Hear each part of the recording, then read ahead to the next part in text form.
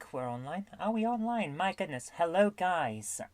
Welcome to GameHammer Live. We're going to be coding a game live, so I better bring up the documentation. Not documentation. What am I talking about? The program. I haven't even got the program. I am so behind what I'm supposed to be doing because it's just been one of those situations. So hopefully the game that I bring up will work all right once we're doing it. We're going to be using Java CPC. I'm just quickly finding it on the system, loading up Java CPC.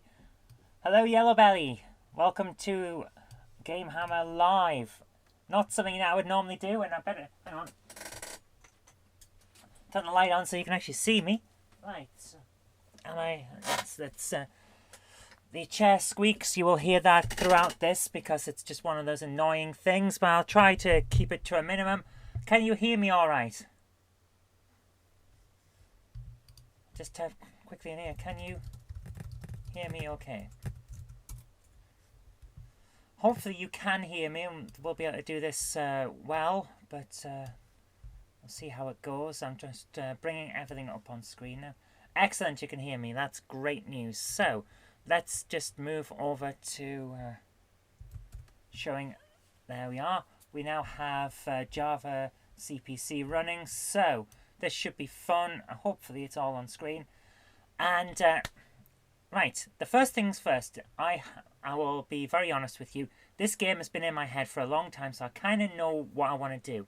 It's based on an adventure I did in Second Life several years ago, which was a lot of fun, and I want to make it into a text adventure game as the first of an episodic series, essentially. If you've seen the Telltale Games stuff like Sam & Max and Back to the Future, where you can play every single piece separately, or you can play it as an overarching story. That is the idea. That's what I want for this game. And it's based on a thing I did in Second Life for Doctor Who. So hopefully that's going to be interesting. It's not going to be a Doctor Who game, though. I'm just using the storyline from the adventure that I wrote. But because of that, I've already written down the map, and I'm going to show you the map now. I'm not sure you can see it very well, so I'll just bring that up on here. Where is it? There it is. We've got the basic map, and this is gonna help with how to structure the game because I already have an idea of where we're going. So I'm going to talk you through it as we go. Let's just get into it and see how it goes. So we're going to need to start. So I'm going to move all my stuff out of the way.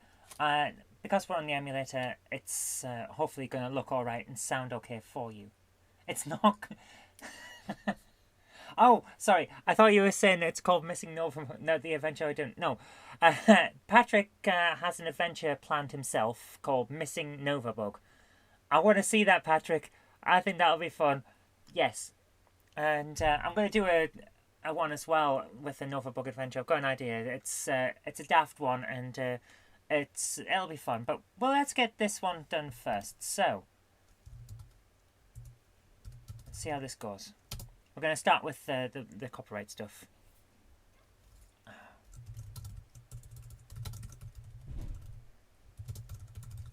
There's the first bit. 2019. Coded live on YouTube. There we go. So we've started the program. This will be fun. Okay. The idea that I've got in my head is a very structured adventure, and I'm going to start with setting out onto the program the instructions, which will end up expanding once we know what the commands and stuff that the player can use, and the scenario is going to get put in straight away, and that will explain to both the eventual player and to you guys at home what it's going to be. So we all tune in for the latest tape testing stream only to find the bug attic empty. XY is sent to investigate and finds a ransom note. To get Novabug back, we have to destroy every CPC and every CPC... What? That's not a game, that's a horror story. You can't... Patrick, you can't destroy every CPC. That's sacrilege. But yeah, let's explain to the player and to you guys at home what the adventure's about. So we'll start with that. Okay. 40. First of all, we have to set the the inks, which means I have to find in here the... There's one big advantage that the CPC 6128 and CPC 664 had over the 464, and that is an easy, quick reference to the colour chart with all of that, because the CPC 464 doesn't have it. You have to look at the manual. Can you guys even see me on screen? I don't think I'm even on screen, am I? Right. There's a major fault, isn't it? Give me a second. I've just realised that. You couldn't even see me when I was talking, so now you can. I'm actually on screen. So, we've got the colour chart here. The 6128 and 664 had it as an easy reference on top of the disk drive, but CPC owners have to look in the manual. That's what I need here. So I've got the old ring binder version of the manual, which is the best version because you can fold it over and then it stays open. So what I want is ink 00. Hang on. I'm still recording, and I just pressed the wrong... We'll get there, don't worry. Ink 00, because that's... We want a black background, basically. I don't want to do the blue and yellow. It looks fine and it's easy to read, and it is a nice design that Amstrad went with. But it looks... How can I say this? It looks like the default, and I don't want the default. So, let's go for some colour schemes of... we want ink 1 as... Let's have bright blue, see how that works. Ink 2 will be red. No, ink 2 will be pink. And ink 3 will be... Let's have bright yellow. Mode 1 CLS. You probably don't have to put them both together, but I tended to do that. So, let's run that and see how it looks. Yeah, I've already forgotten the main thing, haven't I? 50. Border 0. Paper 0. Pen 1. Mode 1 CLS. There we go. Now we're into the right sort of colours.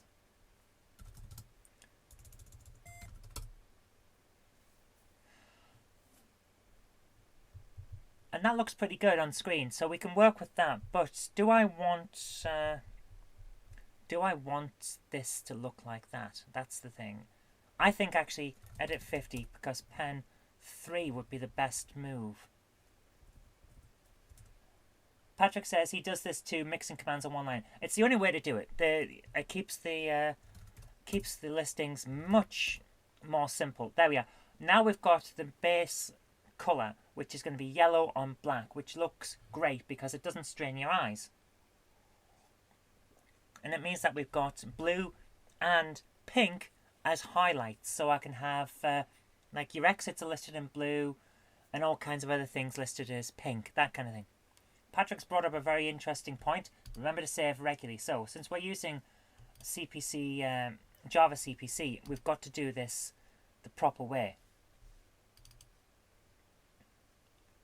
arbiter1.dsk. Load up the disk that we already have, and there is nothing on it.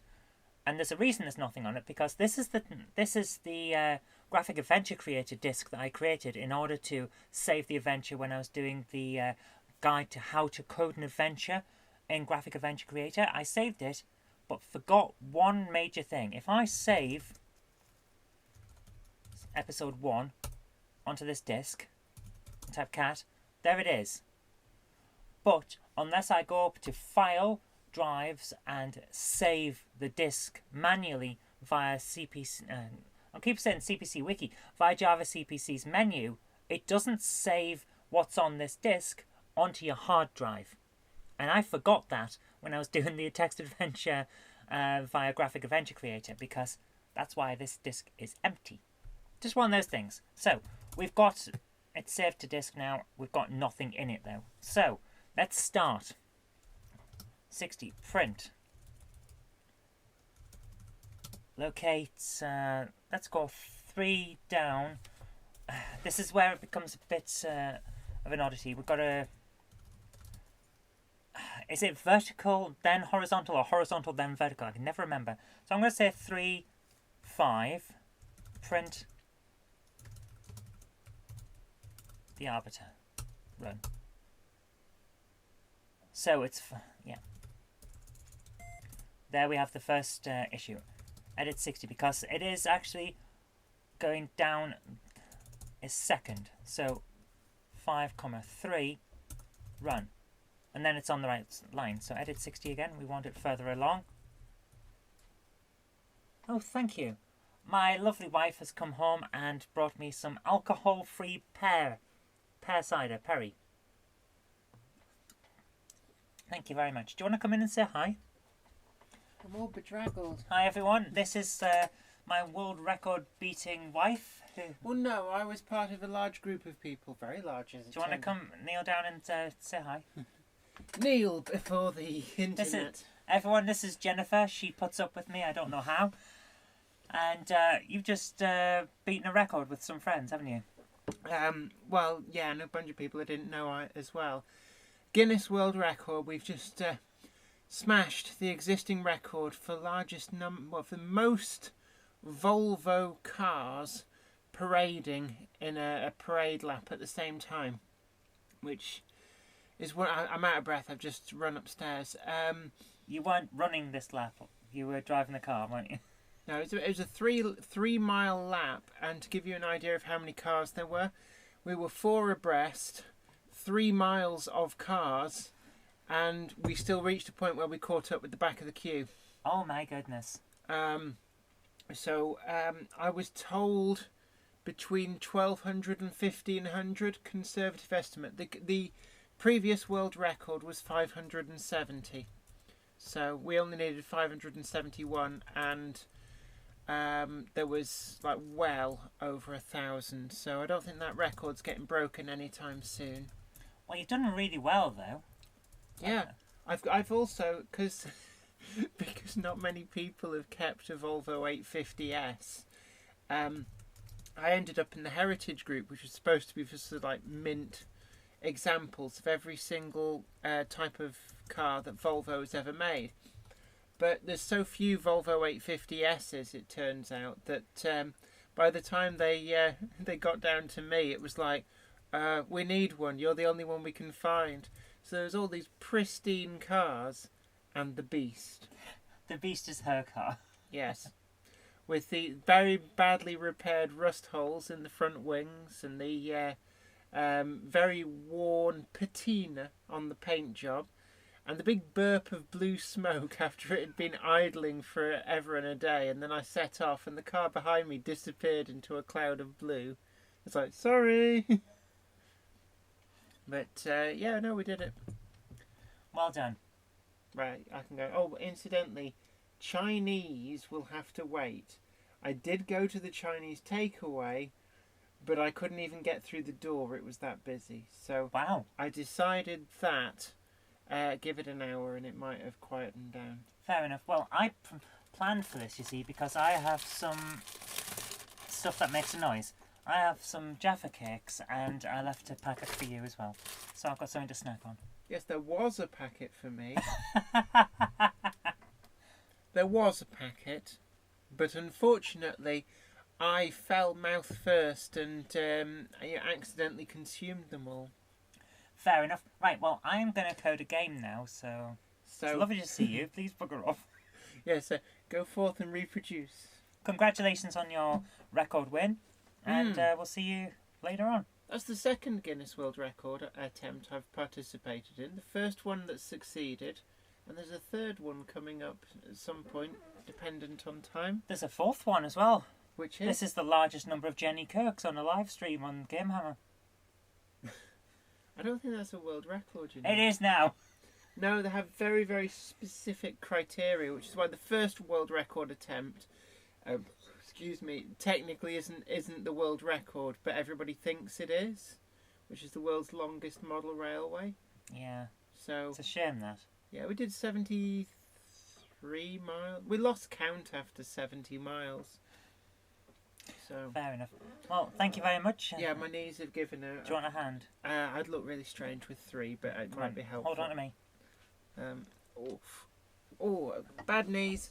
See You okay? everybody. I'll say bye-bye. Catch you later. Bye. Oh, cat. One goes out, the cat comes in. Oh, the cat's fine. She can help me code. Right, guys, we've got the part of the title screen. So let's have a look at this list. Right. And I remember now that we go across it. So basically, look, the locate command is horizontal, then vertical. That's fine. We can deal with that. So let's actually let's just do this the standard way. Print pen. We want to change to, let's say for the next part we want it in. We'll go for the blue. So pen 1. Print. Coded live on, and then we're using the semicolon before the colon, and that means we can continue to print. That should work. Hopefully it'll work anyway. Pen 3.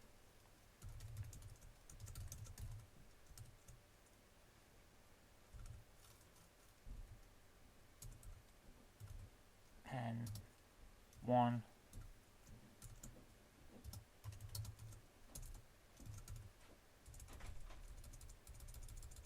That's 90. Pen 1. Print. I keep wanting to put in the dialysis of my. I'm looking toward the chat. I should be looking at. I should be. I keep wanting to put the dialysis onto my name, and you can't do that on the Amstrad without redefining the symbols, which I don't want to do. Yes, it works. So there we are. Coded live on YouTube, so we can do it.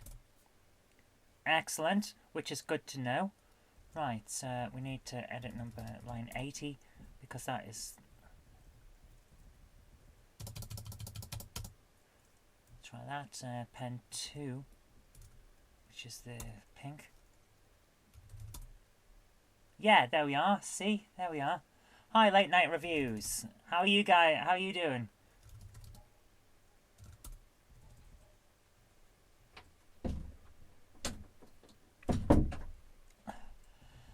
And then I forgot to change back to pen 3 for that, so let's move this across a little bit and run that. We're getting there. We're getting there. 90. Sometimes just laying out the screen is the hardest part of a program in BASIC, because, especially for me when I don't really remember what I'm supposed to be doing. We will take one off there. That there. And there we are. Then we have our kind of title screen. But here we've got some. It demonstrates the colours. They're not quite what I was expecting them to be, so I think we need to change. I think we need to change that pink, or possibly that blue. Let's go for a. No, actually, let's leave it as it is, because these will work all right. The layout that we've got with the colours, that will work. So 100 locate. So that was line 4, 5, 6, 7, 8. Let's go down to line 12 and print. Press. And then we're going to get to the first part of what we need to do for actually getting some inputs. Late Night Reviews. Yes, I'm coding.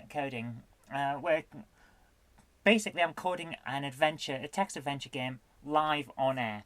Just kind of talk you through how it's done, and it might help anyone who fancies giving it a try on how I do it. And you never know, it might work out for helping you do it. So yes, it is like learning a language. So let's just keep going now.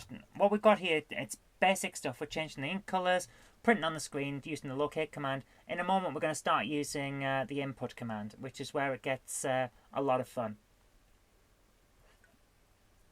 So press S to start, or I for instructions. Is Netflix communicating with you? No, Late Night Reviews, they haven't turned up yet, but you never know. If it starts coming up with a flickery screen, or I go insane and start killing a therapist, then Netflix will have been talking to me in my brain. But I don't think that's going to happen. But you never know. Stay tuned. Right. So let's have a look at what we've got on screen now. Ah, now there's our first problem, isn't it? Because one simple line of text is too big for what's on the screen.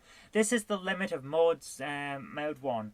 But I need the mode 1 because if I go into mode 2, then it'll be too small for the text and it gives eye strain. So we're going to have to work this out. List again. What have we got so far? Edit 100. Press S to start. Okay, and then let's put an end of that there. Colon print or I for instructions. Now it's too far over, so edit 100.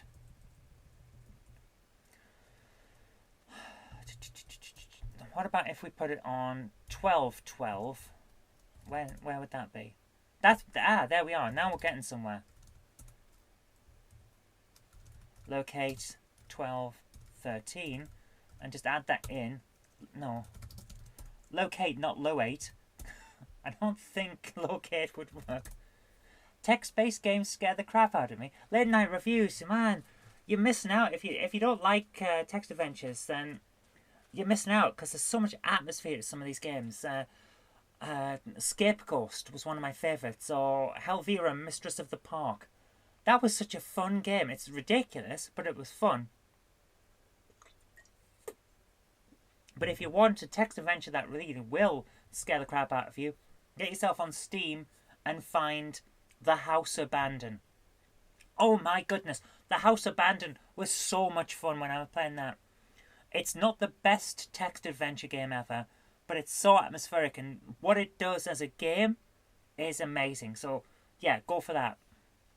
Right, what we've got here though on line 100 is a bit of a mismatch because we need to be a few over. So let's say 8 for that and see if that lines up properly. Oh, nearly there. Once we've got this sorted, we'd actually get down to actually coding properly. Come on. We need to be 7. Nope. I think I went the wrong way at 9. Yeah, there we are. So, now we're getting somewhere. I used to love to text adventure code, the old Steve Jackson. Oh man, I did a... Funnily enough, Yellow Belly, I did something recently. It was a choose your own adventure game. That's what kind of inspired me to try a proper full-fledged text adventure. I did a choose your own adventure game in the fighting fantasy style. As a kind of just press 1, 2, 3 or 4, set some options. CPC in episode 7 came out late, so I coded that as a kind of, sorry, here's a free adventure game. It's on the CPC wiki if you want to download it. The Quest for the CPC in Disc of Power, I called it. And episode 8, which I am editing, or I was editing earlier on, and it's a little bit delayed due to some issues. That'll explain how I did that one. So that might be worth having a look at. Anyway, let's actually get into it. So we've got now, so we're saying press S to start or I for instructions. This is where it'll get interesting. So line 110, this is where we start getting the inputs. A string, $ means string. It sets the variable to only accept characters and numbers, things like that. Equals upper string inky string. That should work. If a string equals blank, which is the two things together, go to 110. If a string equals s, go to I'm going to set this to 200 and 130 if a string equals I, go to 150. Yeah. So now if I press S or I, this should I just realised that I can press anything and it'll crash. Yeah. I forgot one line. That's why I went to 150 and then 140 is go to 110. Run. Right, so I can press anything now. I can press any key I want and it won't do anything until I press one of the lines like S or I, which I accidentally did there. Line does not exist in 130, so 130 was if I pressed I. So we know it works. I sends you to line 150. We haven't coded that yet. But that's where the in key thing comes. Because as we've got on screen, you can see... Can you see the mouse? Yes, you can see the mouse. A string equals upper string, in key string. In key string is a command, not a string. It's an oddity in BASIC. It means any key that's inputted. A string is the variable that I've just created. It's lovely for BASIC. You don't have to define anything. You just create it. It's the one I've defined. And upper string means whatever I put in the brackets after upper string turn into uppercase.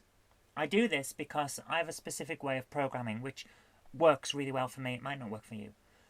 All my variables are lowercase, but the things I want to look out for in a program are always in uppercase. So if I'm typing something like S, I, go to, something like that, I want that to be in uppercase so I can see it in the code. You could also use lower string and it would make it all lowercase, which some people find works better because all the commands end up being put into uppercase if they're typed incorrectly in BASIC. So it shows a difference. But that's how I work. So what I've got here with A string equals upper string in key string is basically take in whatever the player puts into the keyboard, turn it into uppercase, and then put it into variable A string. I'm going to lose my voice at some point, I apologise. And then we're checking with the if check. If what you've input is S, go to a certain line. If you've pressed I, go to a certain line. If you've not typed anything, go back to the first line where we define it for inputting keys. And if you've typed anything else as a catch-all thing at the end, just go back to inputting some more keys. That's what we've got so far. So, now we're up to line 150, which I'm going to put in as rem instructions. Where's it? There it is, instructions. This is where we're going to type in the setting, basically. So, pen, let's make the instructions, we'll say pen 2 for pink. Print. Instructions. And I've done the first thing wrong. Edit 160 because we need to clear the screen first. 170. No, let's run it first. Watch now. So if I press I, we get the instructions. There we are. And we'll run it again. There we are, instructions. So it works. Let's save at this point. Save episode 1. And catalogue. Yes, it has saved. So go up to the drive thing and save the disk again, because otherwise we'll lose it. And now we need to go back to what we were doing with the instructions. 170. Pen 3, because that's what we're using. Print. Leave a line. Print. You are interstellar peacekeeper. You are an interstellar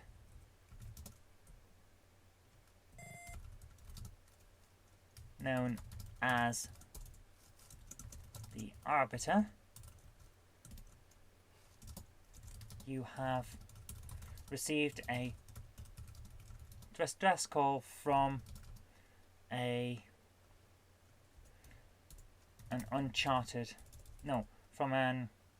uncolonized planet and have gone to investigate. 180. Print. I do 2 prints there because it leaves a spare line, which makes it much easier to separate the paragraphs on screen. Unfortunately, something has gone wrong and your ship was forced to land. You are now stuck on this planet unless you can solve the mystery and escape. The mystery of the distress call and escape. That should work for the moment. Let's run from 150 where, yeah, there you are. See, it looks pretty good. We could probably tidy some of that writing up because it is a little bit kind of all over the place, but we'll leave that for the moment and let's see how we go. So, not too bad so far. We've got the instruction screen, that's pretty good. Right, 190, print, press S to start, or any key to return title screen. Any other key. Right, 200. And we'll do the same thing again. A string equals upper string in key string. If a string equals blank, go to 200. 210. If a string equals S, go to, well, we're going to have to go to about 250 now. Else, go to 10. And when we had line 120 earlier on, which is where we pressed S before, we'll now have to move that to 250. Right, we're getting somewhere now. Sorry, that sounded a bit loud. See you later, Late Night Reviews. Thanks for coming. This should work now. So, I for instructions. Press S to start or any other key to return to the title screen. Press space and we go back to the title screen. I for instructions again. And S doesn't exist. There we go. So, edit 210. Yeah, edit 200. Edit 190. That's the one I wanted. Pen 2. No, pen 1.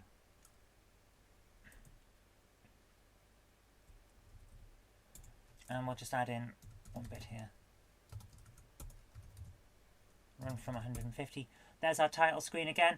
Press to start, or which isn't quite what I wanted. So, edit 190.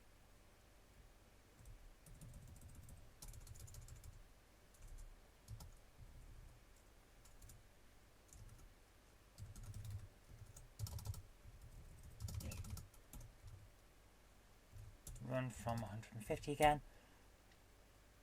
And then we're getting a little bit better on the... I just really want this to work in terms of to the...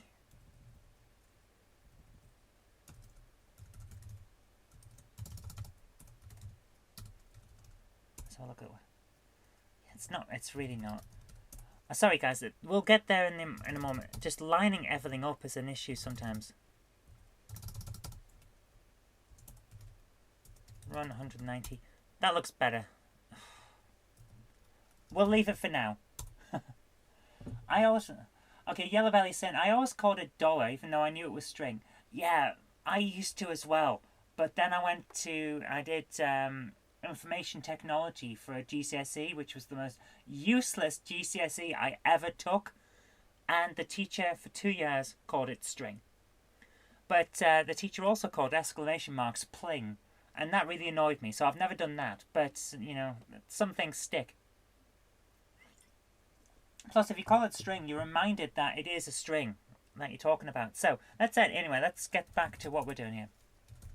We've got the title screen. So, let's start the game. Now, here's where it's going to get technical.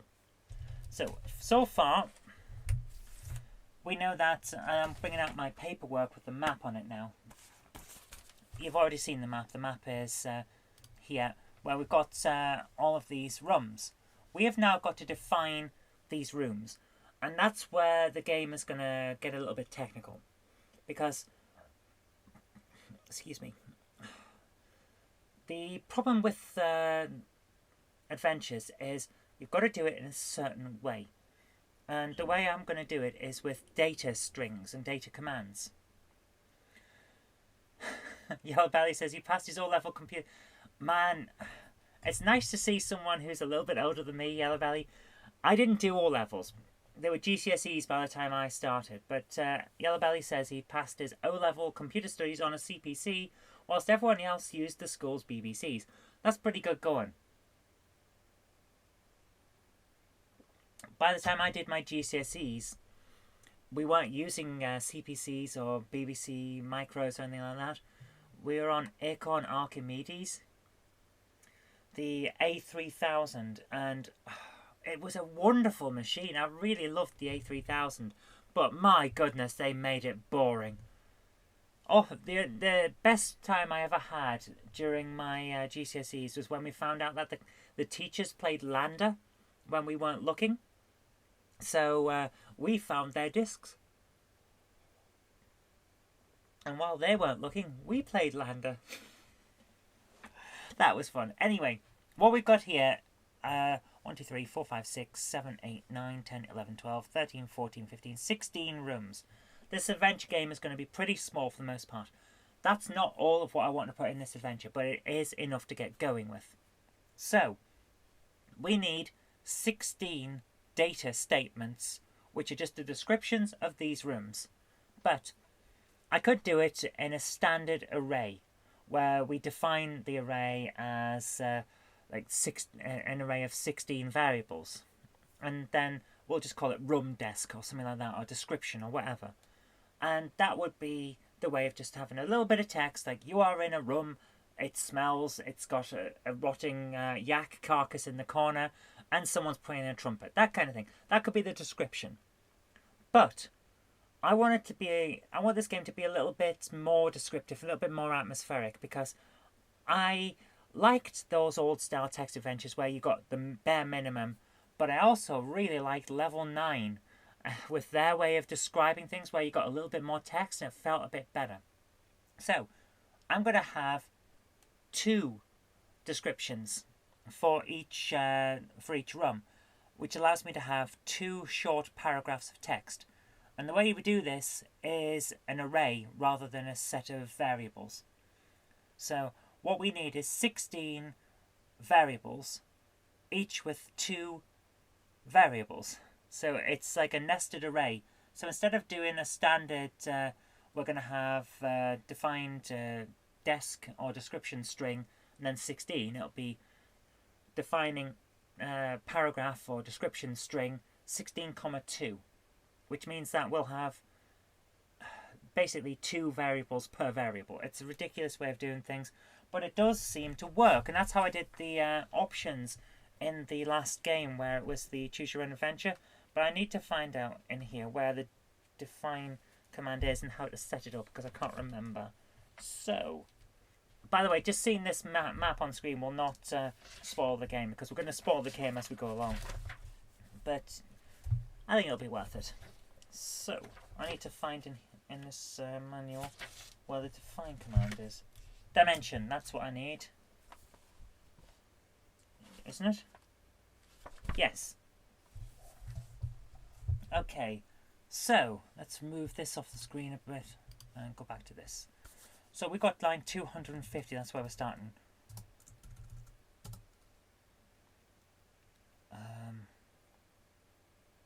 Setup game.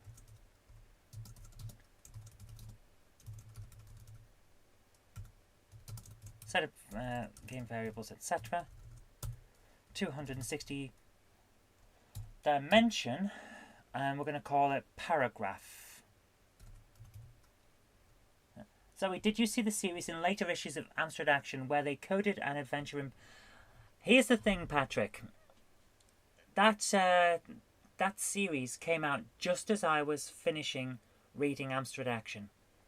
I got my Amstrad Mega PC in December of 1992. So I went from the CPC to the PC.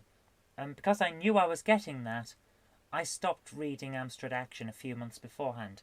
So I have the first 2, perhaps even 3 issues of that series and never saw the end of it.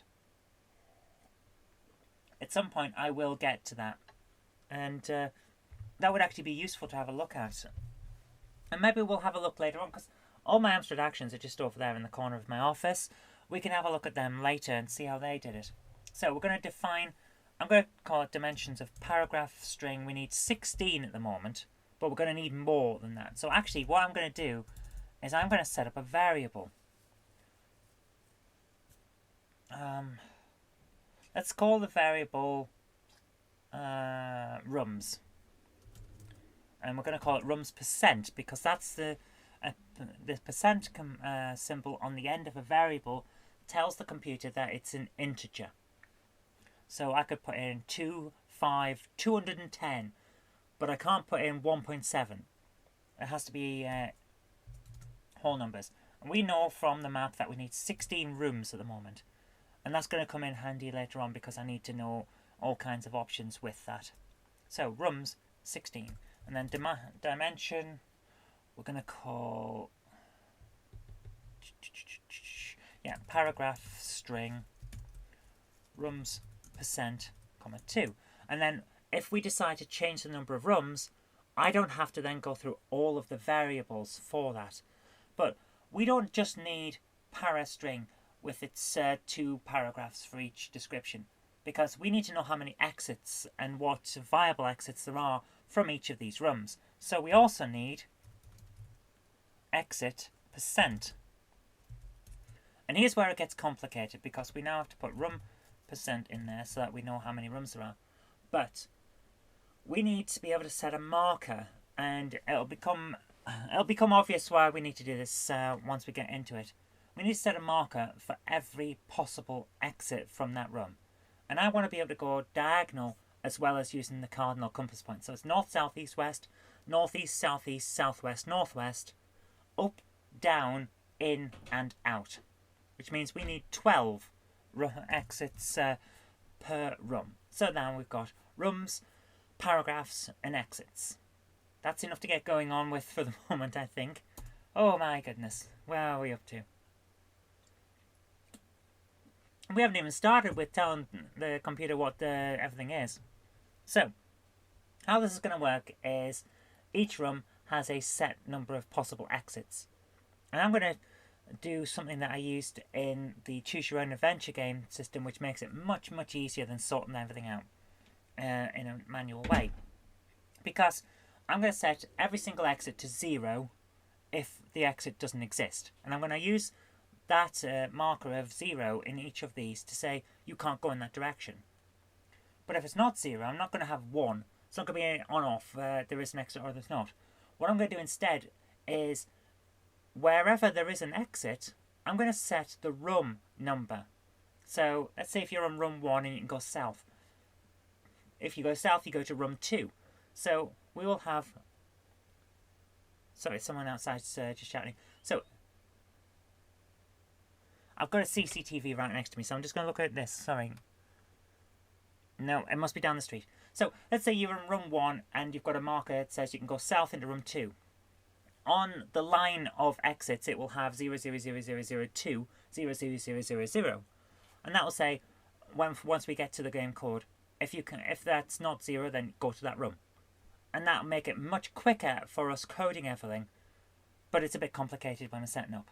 So, we've got set up the game, we've got rooms, paragraphs, and exits.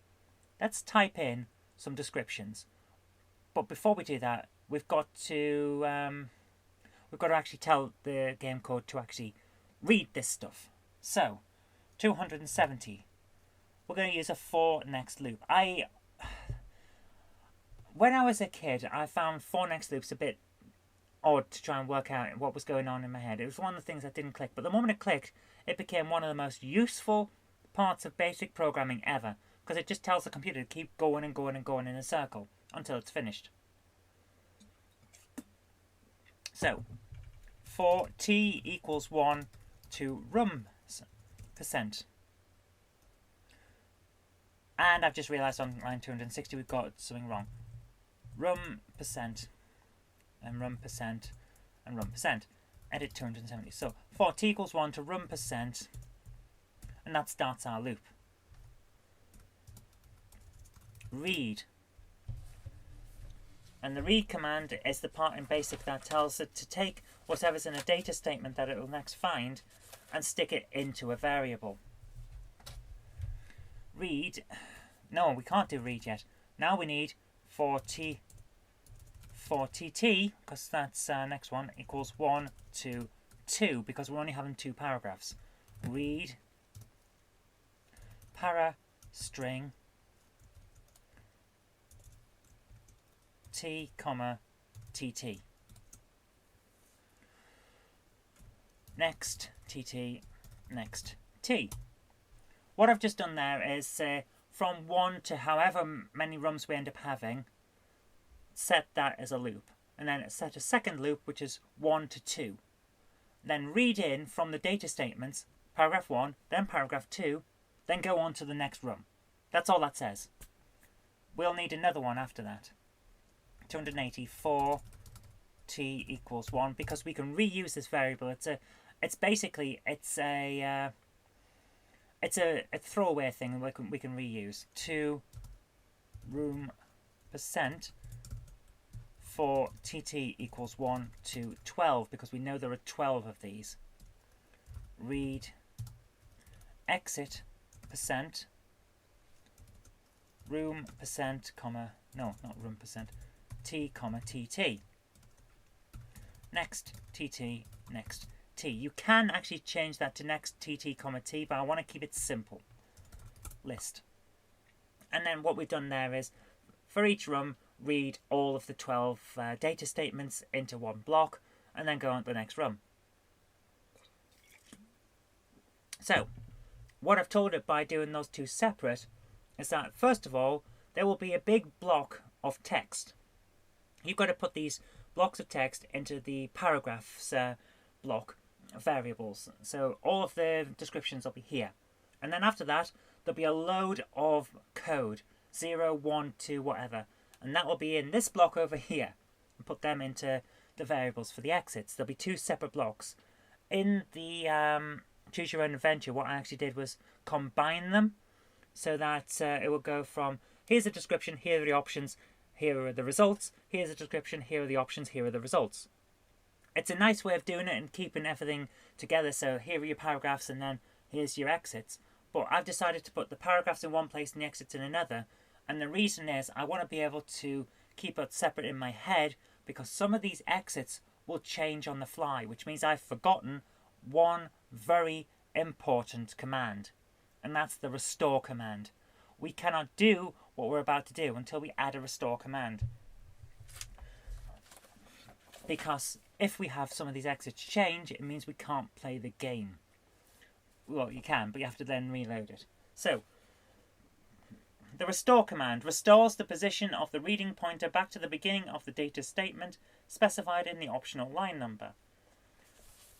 So, before we set up all of these rum things with line 270, we want 265 now. Restore.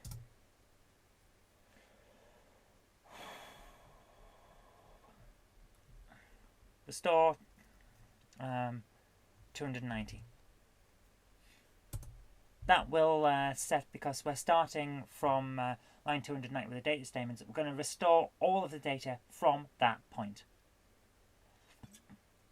And that's why I love BASIC, and that's why I don't do what, I can't remember who it was that told me to earlier on, to use the auto lines.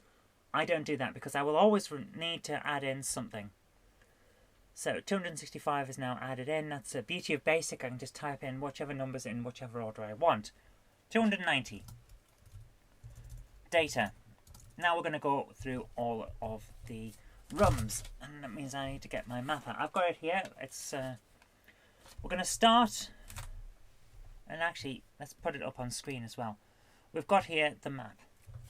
I'm going to move all of my paperwork out of the way because we need to do something very technical, which is write all over this. Now, this is going to cause the microphone to go a bit weird for a second. Sorry about that. Because I'm bringing my graphics tablet out. let's... Well, I've set it to let me draw. So we need room numbers on here. So that's room 1, 2... I cannot do what I thought I could. That is ridiculous. Okay, we're not doing that then. You're just going to have to remember them. Because I'm going to write them on my notes. So let's put the microphone back. Sorry about that. I thought that would be really nice and we could write all over things, but we can't. Apparently technology does not like me today. So, let's get rid of all of that. It really doesn't let me do this, does it? So I need to know what room numbers these are. So let's do it. Storeroom is 1. Ship control room is 2. Airlock is 3. Computer control room in the ship is 4. Creative 5, 6, 7, 8, 9, 10, 12, 13, 14, 15, and 16. We have 16 things. And I've numbered them just in horizontal, going left to right horizontal. It's not the order that anyone would see them in the game, but that doesn't matter. We now need to add in those descriptions. Angus's Trains is now talking to... Oh, of course, guys. Right, Jenny, some of you might know Jenny from her train channel. She has her own channel where she does an awful lot of stuff about model railways and sometimes bigger railways. And some of the people that like Jenny have turned up. Hi Angus's Trains. And hello, my darling Jennifer. So, let's start. We now need to write a description of room 1, which is storeroom. And I'm going to type it in past tense as if the character that you're playing as is narrating a story to you, which will be quite an interesting idea and somewhat difficult to... No, it'll work. It might be as if she's typing something. The character that you're playing as, I'm going to tell you straight off, she's mute. And she's mute for a plot point in a story that will be coming up in probably episode 2. It won't really come into episode 1, but I need to establish that in this one. And we're going to do that through an interesting command later on. So let's actually put in the descriptions for this game. So, storeroom. I was in the ship's storeroom.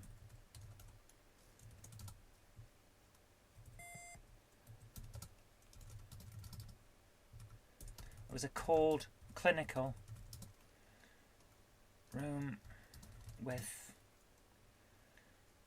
boxes, secure boxes stored on shelves,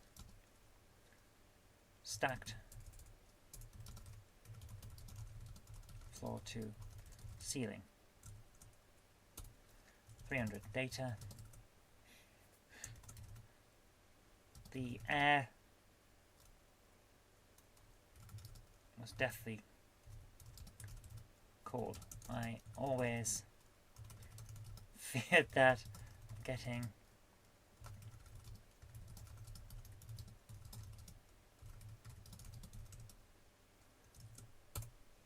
okay, there's our first one. We've got 2 data statements there. That will be paragraph 1 and paragraph 2. Those will be printed separately. When we do the actual game loop where it prints things on screen, that will be something that prints one line then the other as paragraphs, which will look quite nice, I think. So, we've done storeroom. Now we need the ship control room, 310 data.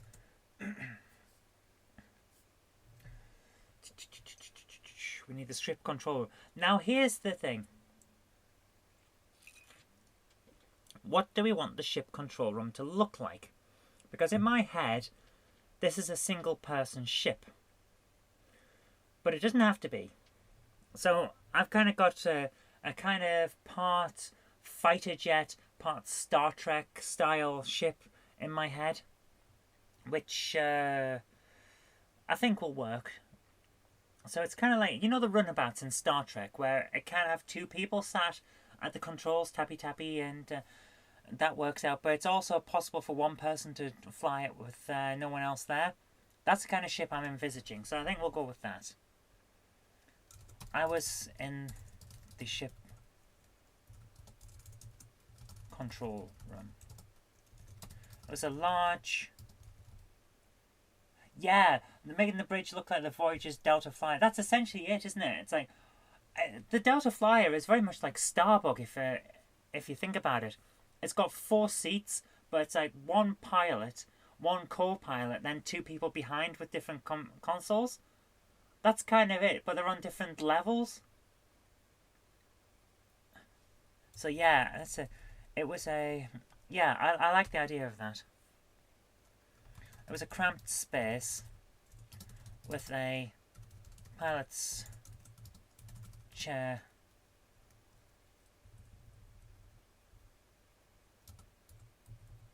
and co-pilot chair toward the front, while other stations made up the rear. 320. It always...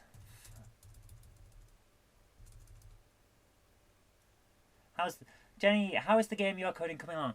Funnily enough, we're getting started on the proper bits now. We're actually into the descriptions of the game, so it's coming together. I usually flew alone.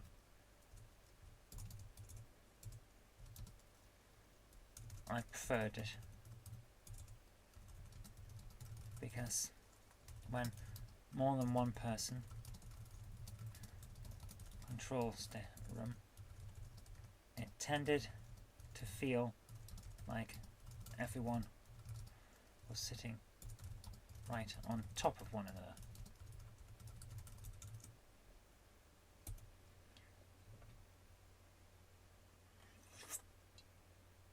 So, we've got 2 rooms now. Let's save this.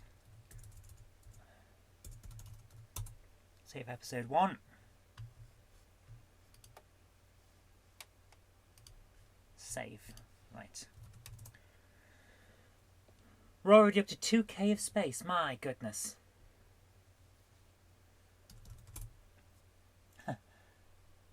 Jenny is having a conversation about... Jen, are you talking about the room I'm in? The one that's saying it's crammed full of games? It's not crammed full of games. It's... There's only about 1,900 games in here, Jen. That's not cramped. I've got plenty of space behind me. I mean... Give me a second. Let's take a quick break. Just bring me up on my little thing. Got plenty of space for more games. Got a barcode battler here. I could put some more games where that was. Some snares. I can move it around. It's not too cramped. What are you on about? It's fine. We have far more space if we wanted. Jen's now saying if I came out of this room, we could fit more in. It's true, yes. And yeah, you can just see some games off to the side of me. This goes floor to ceiling with PS2. It's a fun little room. So let's move back to what we're doing. Alt Command 8. I've got a cheat sheet just below the screen that tells me what's going on. So we've got 2 rooms done now, which means we're getting there. So the third one is the airlock. So we're on line 330 already. There, 330. Data. I was in the airlock. A cramped room that could literally take your breath away.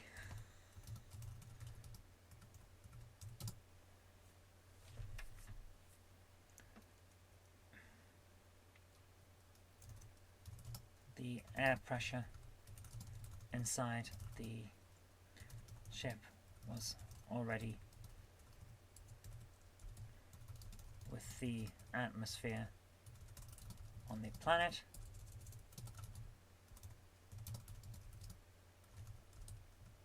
Airlock door was open.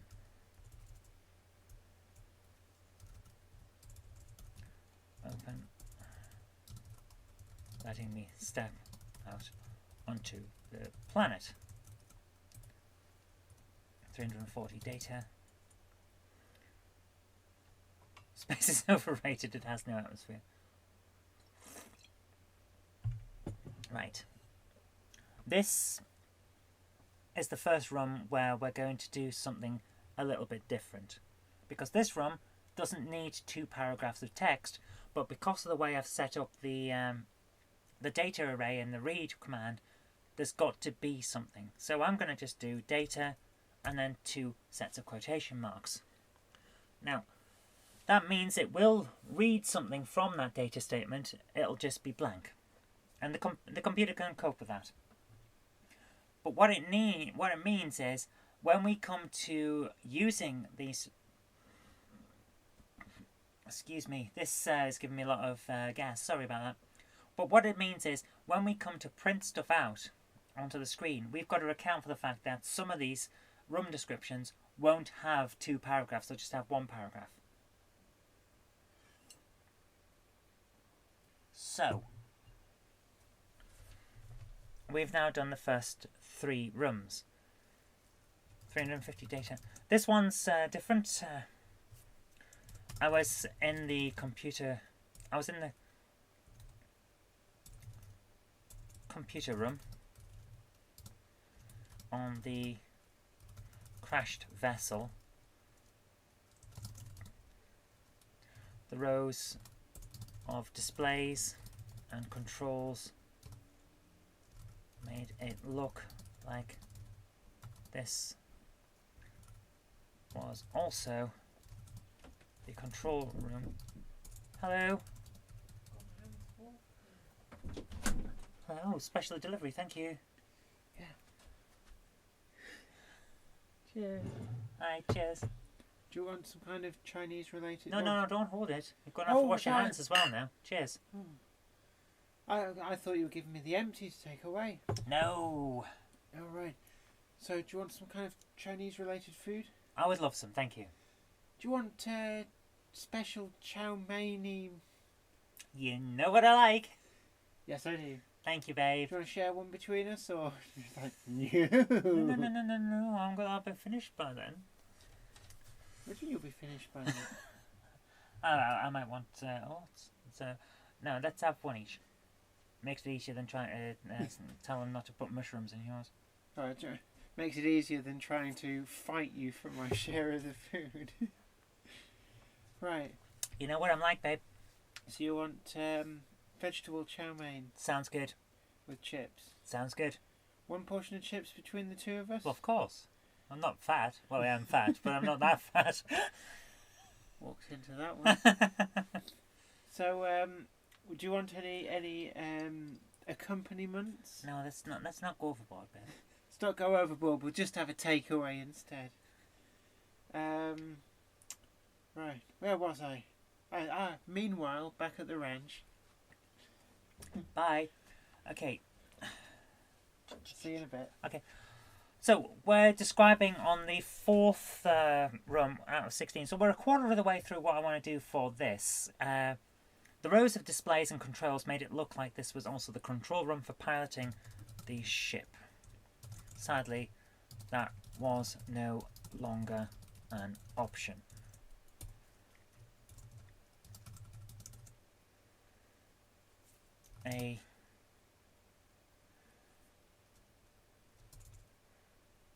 Many of the displays were smashed, most likely in the crash, but one machine in the center of the room still to be intact.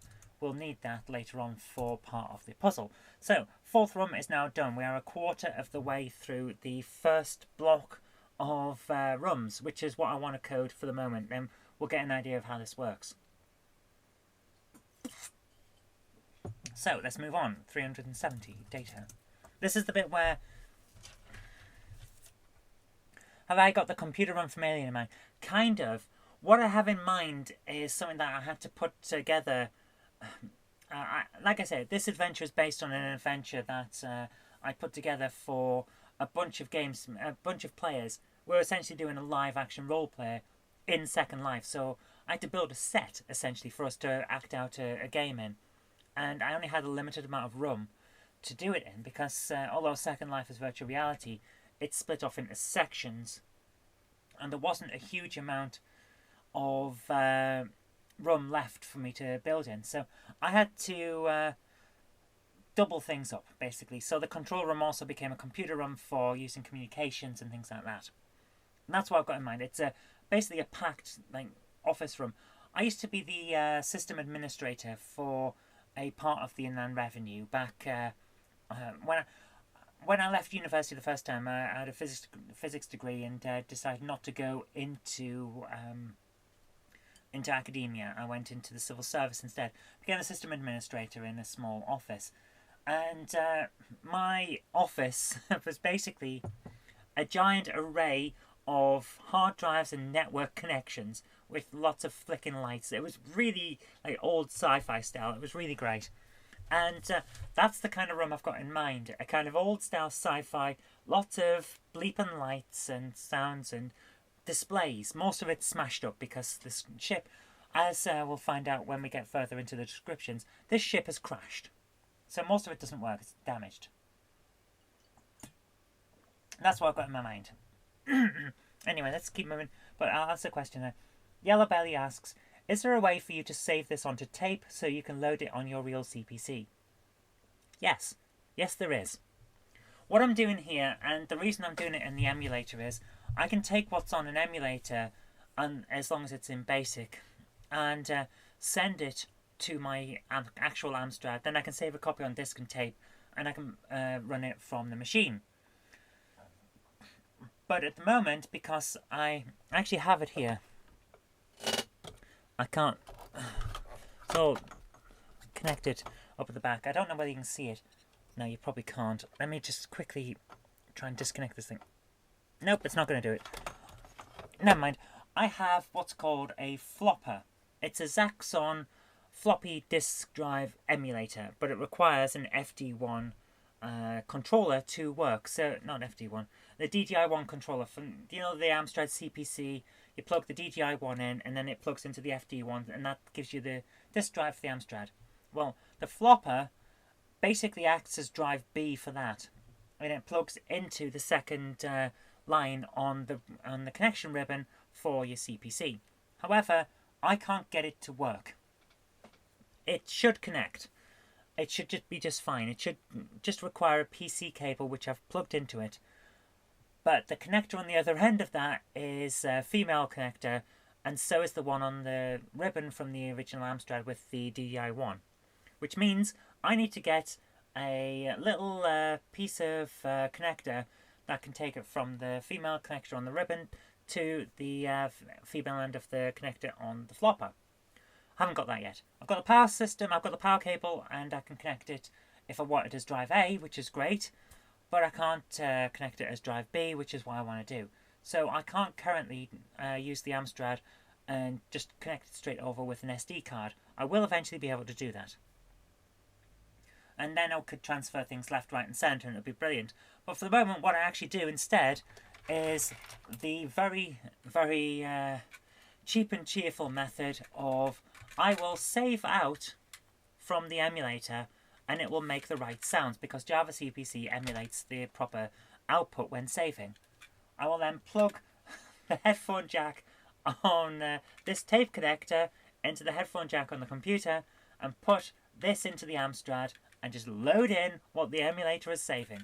I've done it before and it works. So that's how I will get it onto the actual computer. But everyone else, they can do it however they want to do it because once I've saved this file and made it all available, I'll make a copy online and you'll be able to download it yourself. That's the idea. So, let's keep going. So, we've just done the control room, so we're up to the room 5. Oof, it's getting warm in here. So, room 5 is what I've called on the map. Where is the map? We're up to room 5, which is this one here. just next to the computer control room. Crater by high wall. You won't be able to read my handwriting very well, but crater by high wall.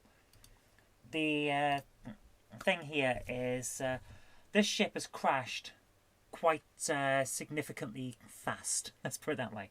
It's made a massive crater. So while you're out and about in the game, you'll be able to see the high wall, because this thing's gone boom straight into it and dust's flown everywhere. And that's the result. So when you're here, I was stood by the high side of the crater.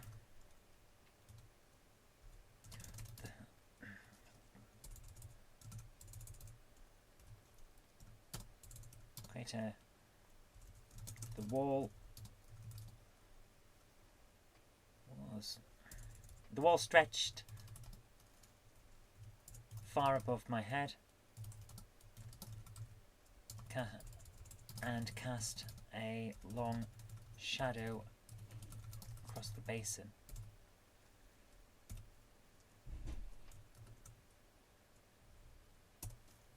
(380) data. For the second paragraph,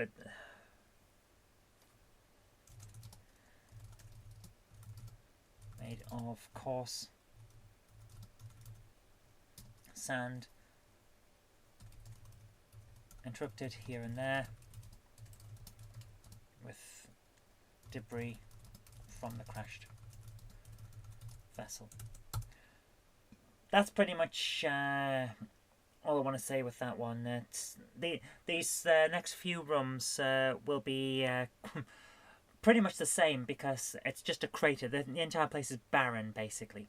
In my head, it's this planet's essentially a desert, due to the nuclear winter caused by this vessel that we're going to be investigating part of the adventure, having smacked into the planet at high speed, like a cataclysmic extinction level event. And around this area, due to the heat and the impact, it's just a desert. So 390 data. We're on to room 6 now. Stood by the high side of the wall of the crater. The wall curved up into the distance, well above my head.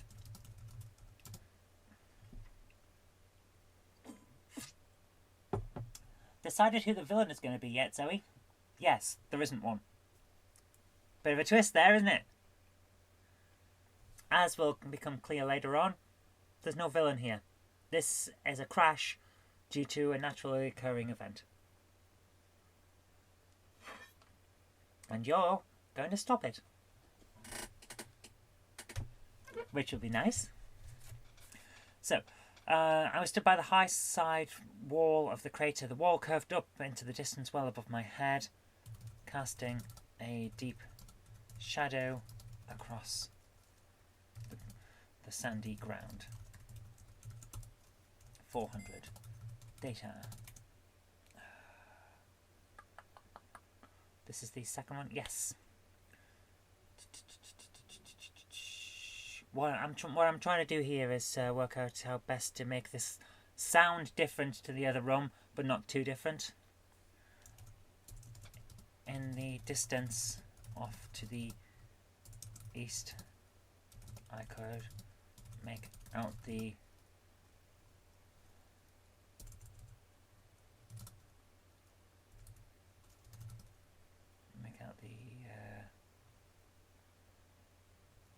shape of my own spacecraft, while off to the southwest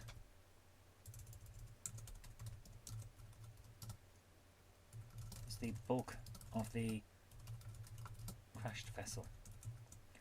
Right, that's directing the player in the right direction, I hope. So then, like, over there's your ship, but over there is where you want to be. So that's kind of what I'm trying to do there. Just trying to push the player along a little bit. Right, this one's interesting because now we're on room 7, which, as you can see from the map, is the one just outside where our ship is. So this is the room where our ship is in it, which means that for the first time in all of these directions that we're going to have to input after all of these descriptions are in, this will be the first use of the in and out command. So there we are.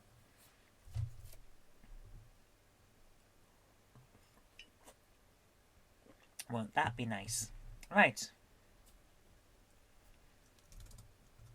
I stood outside my spacecraft, looking out across a vast desert.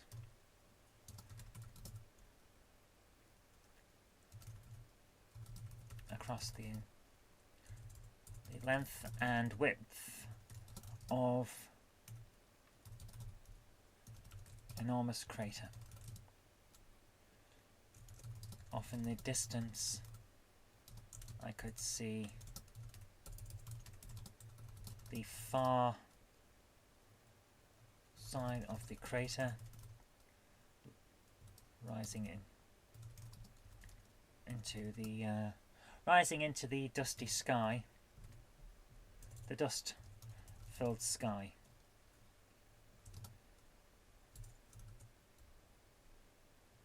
120. We can't keep these too long, these data statements, unfortunately, because CPC lines have a set length, which is a bit annoying. It's like, I can't remember how many is it, 250 characters or something like that. It's not much. It's like the size of a tweet, basically. That's how long you can have on a basic line. Which is why I wanted 2 paragraphs for most of these. What's the word? Most of these rooms. Otherwise, you really don't have much to play with.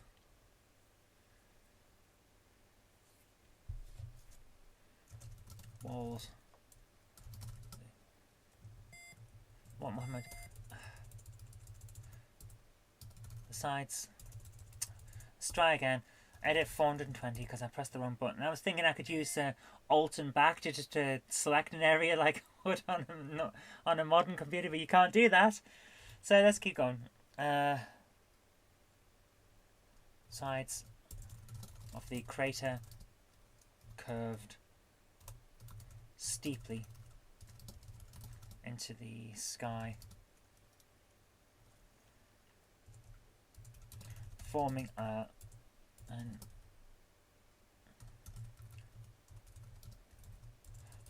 an unscalable wall around the basin. That tells the player that you can't try and climb out, which is good. Right, so now we're back to the spaceship because we're on the 3rd line. We're now almost halfway through because this will be room 8 we're about to code. 430 data.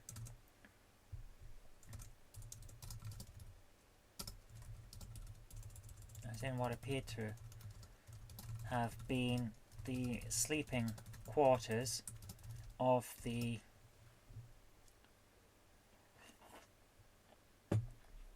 crashed vessel.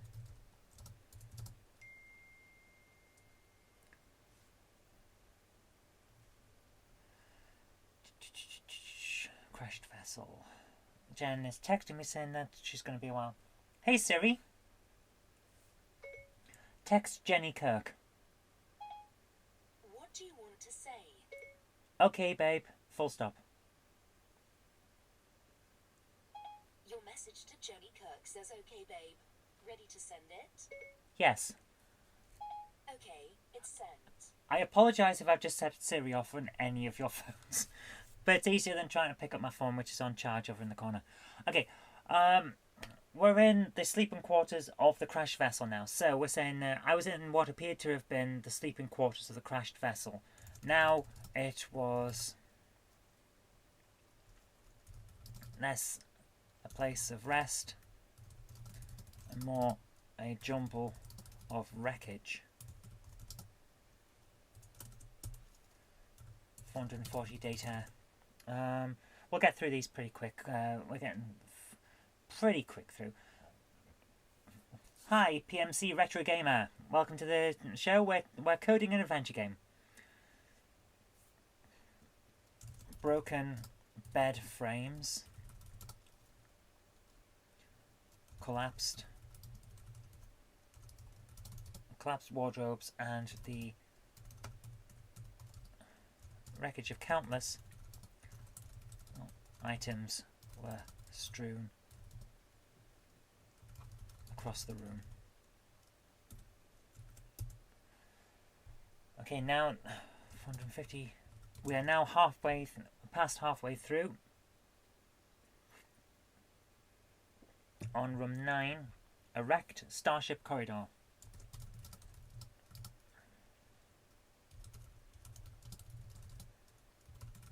I was in a corridor on the crashed starship, on the crashed vessel.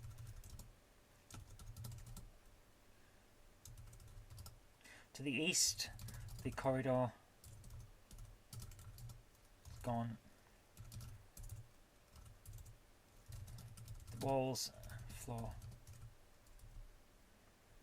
The walls and floor having been torn apart.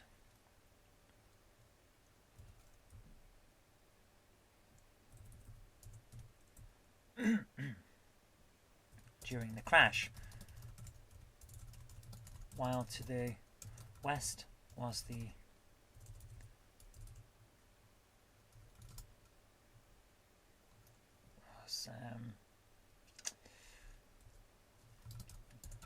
pile of wreckage.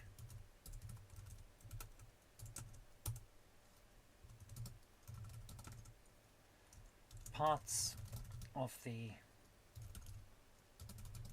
walls were still intact here,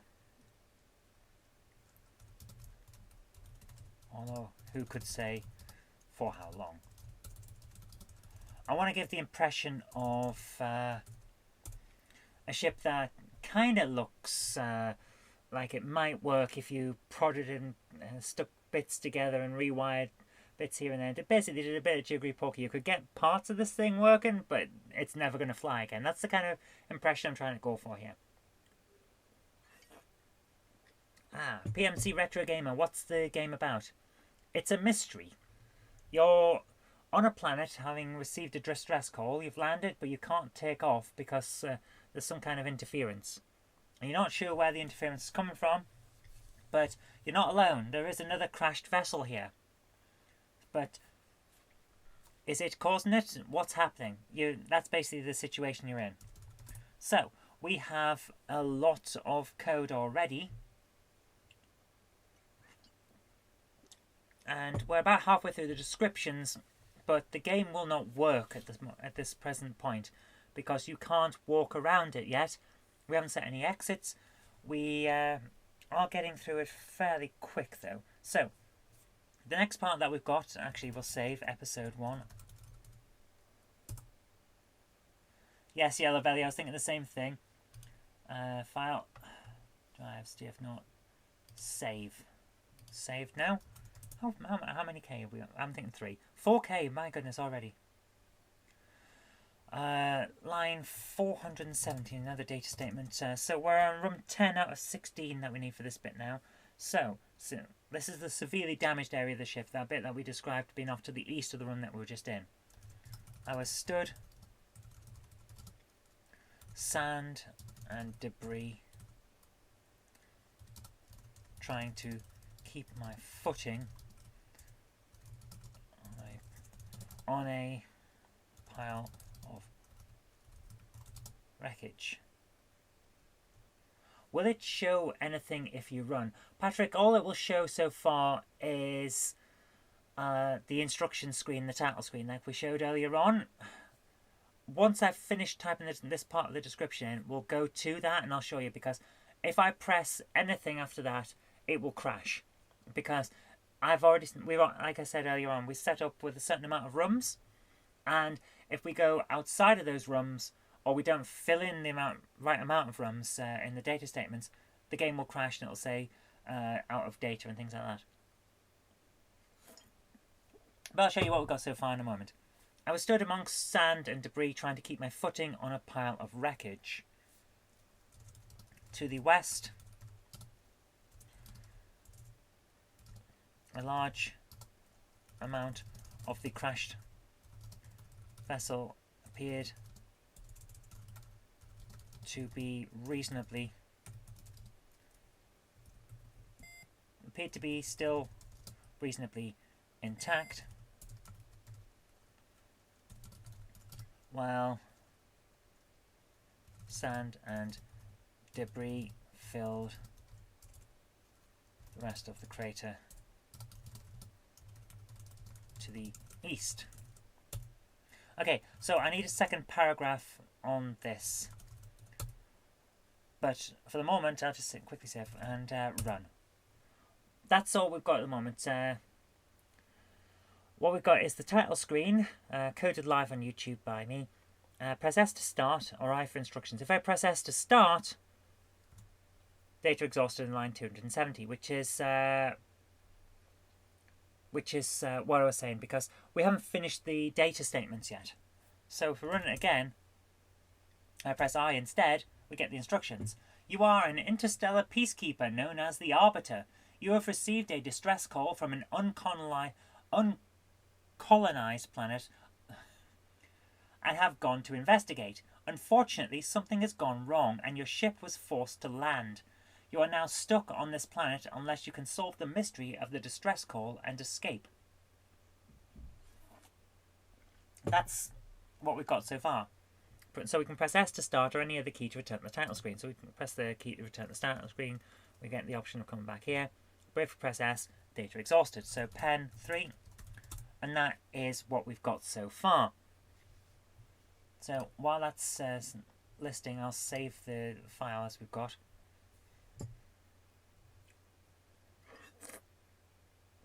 So we need a second paragraph for this area where we're in debris, 480.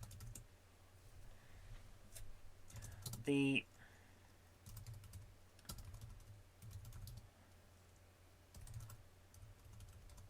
metal creaked underfoot.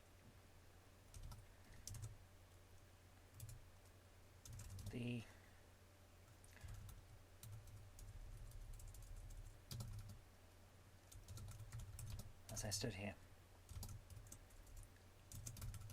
clearly the debris was still. I'm trying to give the impression that this thing could collapse at any moment. So why don't I just say that? I had a feeling that this pile of wreckage could collapse at any moment. There we are. Right, so now we're back into desert, but this one's a bit different because it's the central area. I stood amongst a pile of charred wreckage and sand that had turned to glass. Sheer heat of the vessel crashing. Okay, the second paragraph.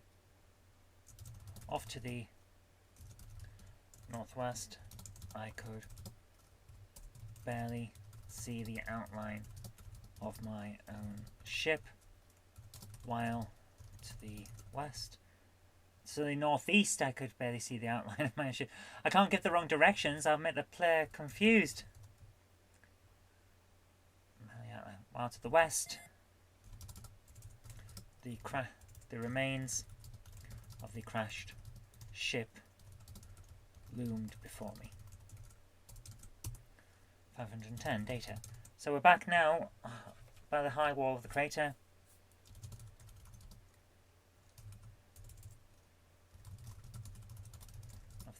Stood in the shadow of the high wall of the crater, which loomed over me like a cliff.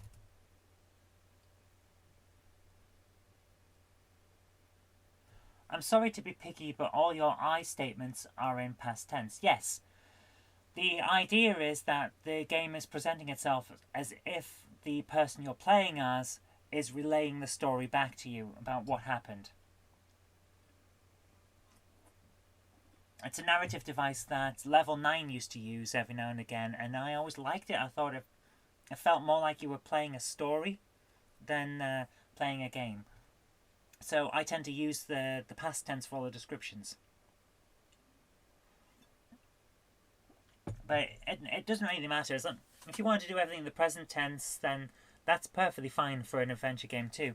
Just I like the narrative device of having it in the past tense. So I stood in the shadow of the high wall of the crater which loomed over me like a cliff face.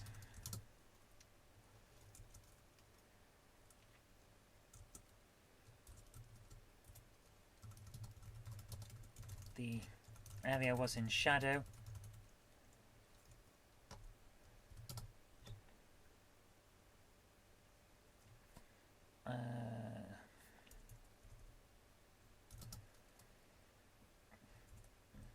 Shadow and the air.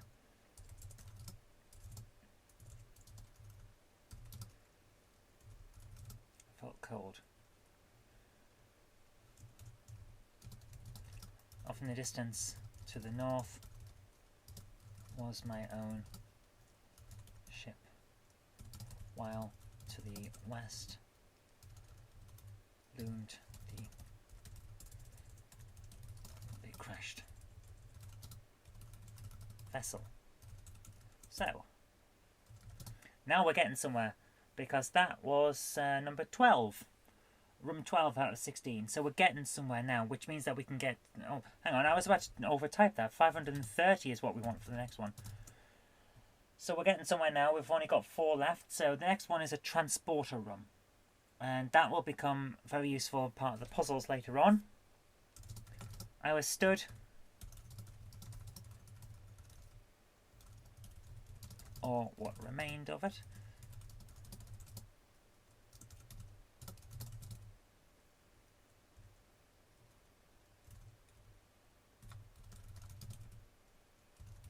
One of the transmission cabinets still be mostly intact, but the others were damaged. The others were visibly damaged beyond repair. 540 data.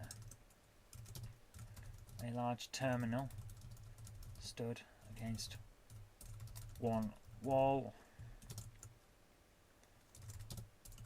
The side of the terminal smashed,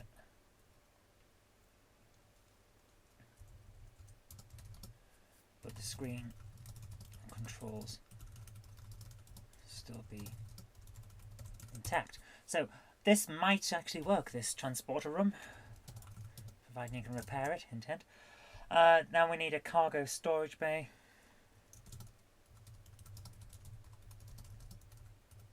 Wreckage of the cargo bay. Crates, boxes, and a variety of other storage vessels were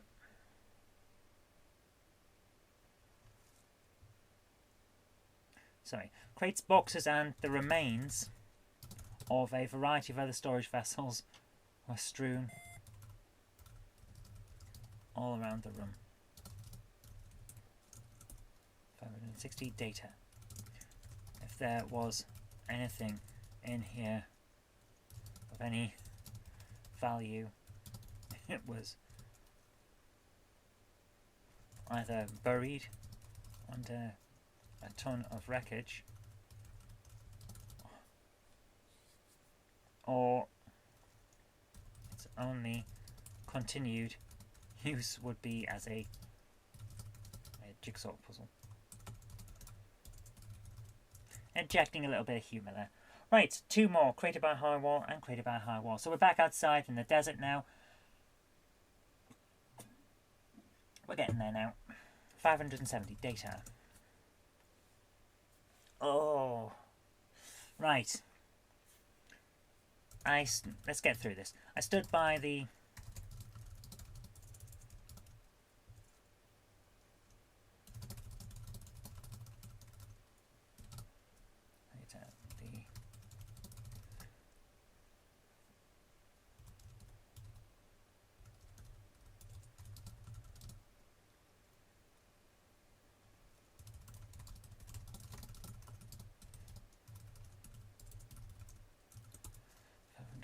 the second paragraph.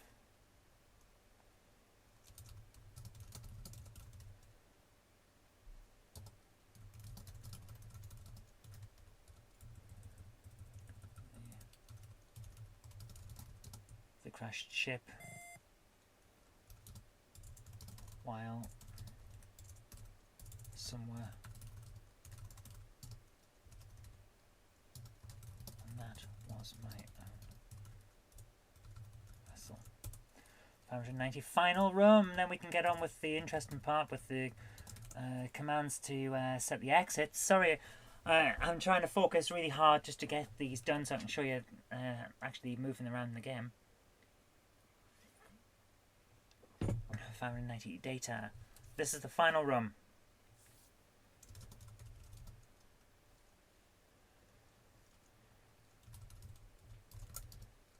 I stood amongst sand and the occasional piece of debris thrown clear from the crashed vessel.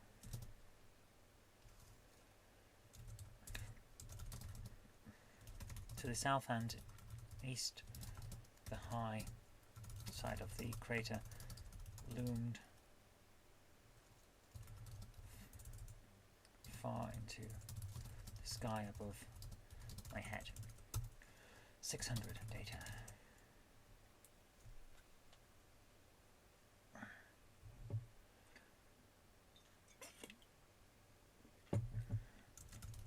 Somewhere far to the north was my spacecraft, while off to the northwest was the remains, lay the remains of the crashed vessel. Right, so that's trying to direct the player in the right direction. Okay. Episode 1. That is all of the description for the first 16 rooms. That's all we need for the moment, because then this then this game has 16 areas that we can walk around in, providing that we now put the exit data in. So, hang on, I need to save using the Java CPC's own save function as well as that. So, now we've got the descriptions, we need to add in the descriptions about the exits, the bit that tells the computer which ways you can go. So, like I've shown you on the map, we have various directions. Left, right, north, south, east, west, northeast, southeast, and all that, in, out, up and down. Got to put all those in. So I'm going to make a note about what numbers they will be on this sheet of paper.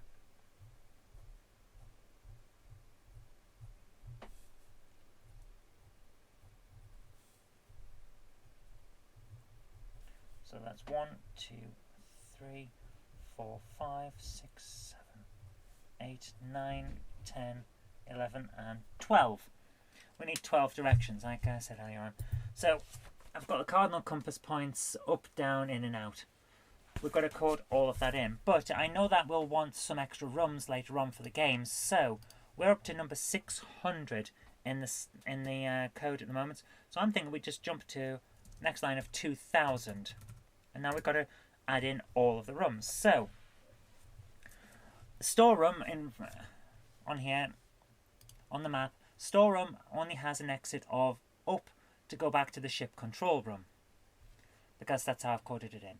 So, up is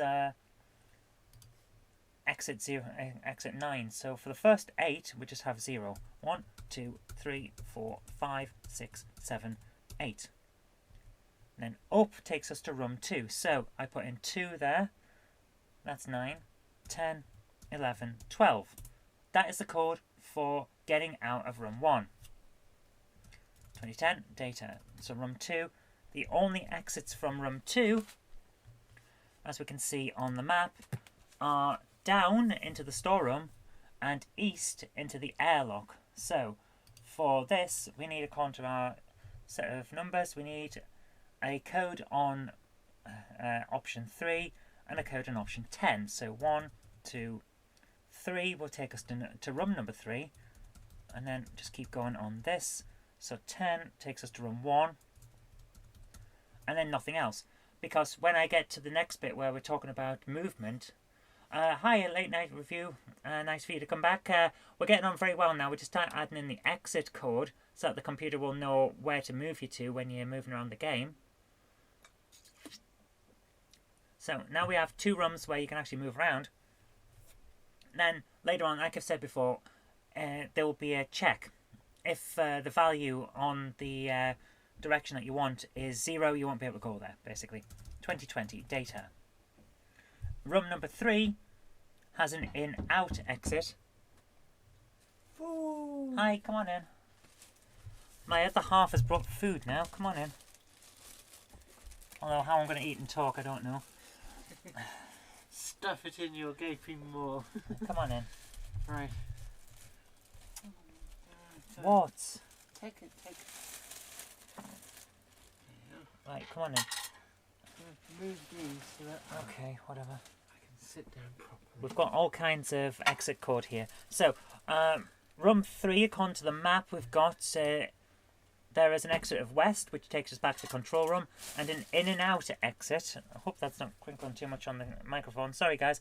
Which, according to the numbers I've got, the out command is 12. So we need one on exit 7 and exit 12. So, 1, 2. Helps if I click on the right thing. 1, 2, 3, 4, 5, 6. And exit 7 takes us to room 2. Then the final one is out into room... The final one is out into room 7, which is on exit 12. So we're getting somewhere now. I apologise for the noise. Oh yeah, if you like, I could take your food elsewhere. But here's the fun one, and this is why I needed that restore command earlier. Because now, in the computer control room, as you can see on the map, we have this marker that I've got as a door. Which means that the exits will change on this one. I'm gonna have to, at some point, be able to put in a code to open and close that door, which means there will be no exits when the game starts from room 4. But that's okay, because we're not supposed to be in there. So we go back to just loads of zeros. There are no possible exits out of room 4, which is why it's all 0. 2040 data. We're on room number 5, created by a high wall. This has an exit to the east and the southeast. You are? I don't think this is going to work. No, I really don't. What do you want me to do? Take it back downstairs. Give me a mushroom to go on with, and then How long do you reckon you'll be? another hour. It'll be cold by then. I'll heat it up. Do you not want to just sort of pick longingly at it? I really can't. I'm sorry, Jen. You can stay and eat and chat with me and the guys if you want. Right. I think some of your guys are some of my guys. Yes. Oh man, these mushrooms are too nice. Ooh, I hate mushrooms. And they hate me. I'll tell you what, because there's not much room here, I'll just disappear off downstairs. That's okay. I've worked it out. Oh, you have you? Yeah. I'm going to move my graphics tablet out of the way.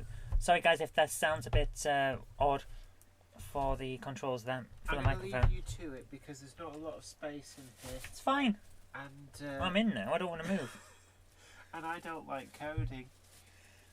Jen doesn't like games. I'm not a big gamer. You're a big something. I have to live with this. Oh, you walked into it. Alright, see you later again. Thanks very much. Okay. Bye.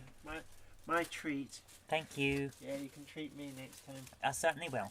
Yeah. Okay, we're on to room number 5. Like I said, this one, according to the map, where is the map gone? According to the map, this one has an exit to the east and southeast. So, we need to put in data for 3 and 4. 1, 2, 3. So 4. Hang on, no. 3 would take you to 6, and 4 takes you to 11, and then nothing else. 1, 2, 3, 4, 5, 6, 7, 8, 9, 10, 11, 12. Yes. Jen does like games, Patrick. She just doesn't like watching me code them. 2050 data. So we're on 1, 2, 3, 4, 5, 6. This is room number 6. Created by a high wall. This one has exits to the west, south, east, and southeast. So, first one we have is east, which is number 3. That takes us to 7. Southeast takes us to 12. South takes us to 11. Southwest doesn't take us anywhere. West takes us to 5. And that's it. So 1, 2, 3, 4, 5, 6, 7, 8, 9, 10, 11, 12. We're getting somewhere now. 2060 data.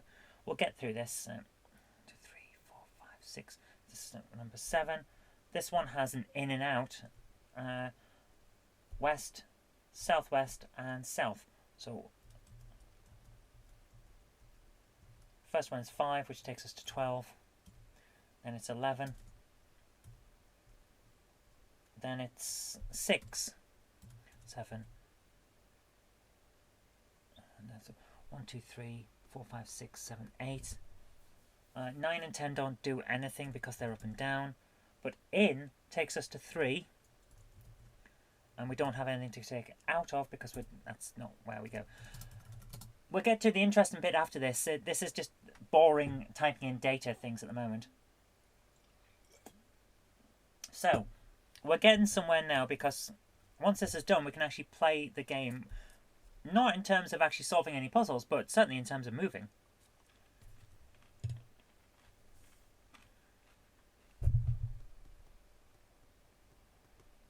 We're on number 8, which is the sleeping quarters, and it's only got an exit of west.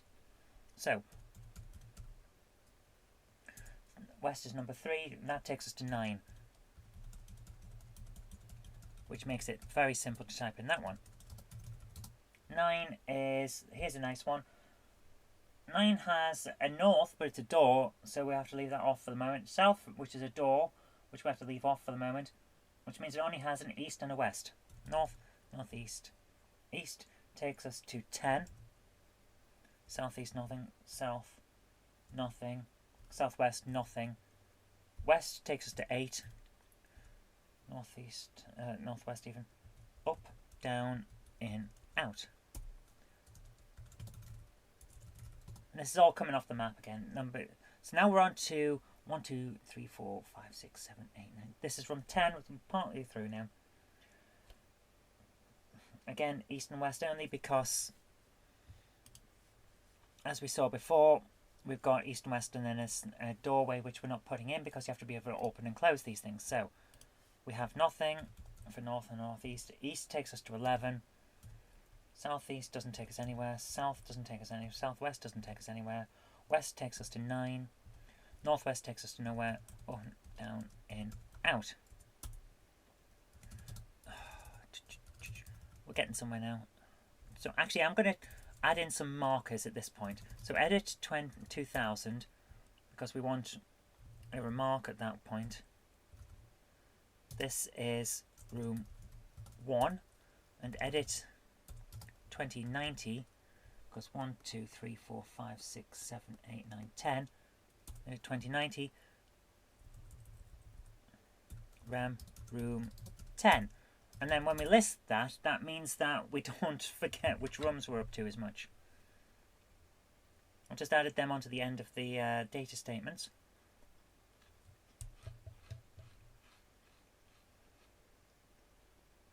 It's taken a while now to scroll through everything when it's listed. So we're going to have to start using list command for certain sections of the code, I think. Yeah, so we know we're up to room 10. So 2100 is room 11. And this has exits for almost everywhere. So north takes us to 6. Northeast takes us to 7. East takes us to 12. Southeast takes us to 16. South takes us to 15. Southwest doesn't take us anywhere. West takes us to 10. And northwest takes us to 5. Up, down, in, and out don't take us anywhere. This one has north going to 7. Northeast, east, and southeast don't take us anywhere because it's the edge. South takes us to 16. Southwest takes us to 15. West takes us to room 11. And northwest takes us to 6. Up, down, in, and out don't take us anywhere. 2120. 13. This one doesn't take us anywhere because the only exits from 13 are 1, 2, 3, 4, 5, 6, 7, 8, 9, 10, 11, 12 are doors. The only exits out of that room are doors, so we can't go anywhere. 14 is the same, which makes this one easy. 15 has only a few. 2140. 15. North takes us to 11. Northeast takes us to 12. East takes us to 16. Nowhere else goes anywhere. So 4, 5, 6, 7, 8. 1, 2, 3, 4, 5, 6, 7, 8. 9, 10, 11, 12. And last room, 2150, for the moment anyway. North takes us to 12. Northeast, east, southeast, south, southwest don't take us anywhere. West takes us to 15. Northwest takes us to 11. Up, down, in, and out don't take us anywhere. That is all of the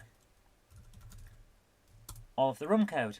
So we now have all of these rooms mapped in. We get to have some fun now. Oh, Patrick, thank you so much. Patrick's just said he's sent me an Amstrad NC200. I am so grateful. You really don't have to do this, but do tell me how much postage is at the very least, because I want to give you something for it. So, we've now, just let me save this to make sure we don't lose it. Now we get to have some fun, because I'm going to leave a big gap again for 3000 takes us to the game loop itself. And I'm going to make a note of that because it's going to become important. Line 3000, game loop. This is where we can actually start playing the game.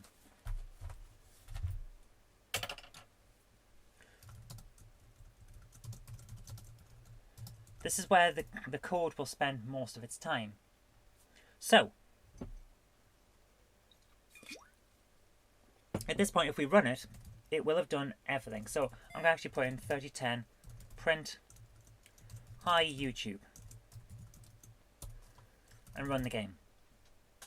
So if we press I for instructions, we get the instructions as we've already mentioned before, and we already know what this is. Let's press S to start.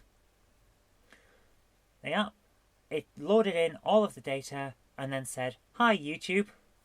That's what we want. So, list from 3000 to 4000, because we haven't got much. Pen 3. We're now going to go over line 3010 because we know where we are. The game, as we just tested it there, it's read all of the data in. If I actually type in now print parastring 1, 2, it will give me the second paragraph that it's loaded in, because it's actually working. So, from line 3010, we have to do the main game loop, which is...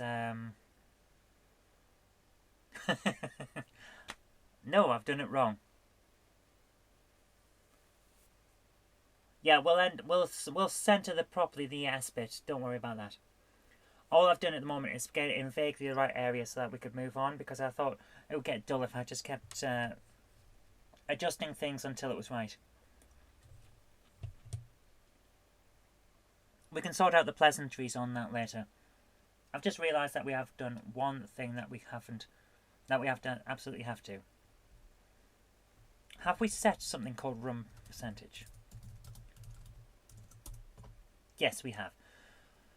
So, what I need on line 3010 is the most important variable in terms of keeping track of what's going on in the game. Current room. And we're going to start in room 2. I want to start the game in room 2 because that is the ship control room. Current room is 2. So the game loop starts proper on line 3020.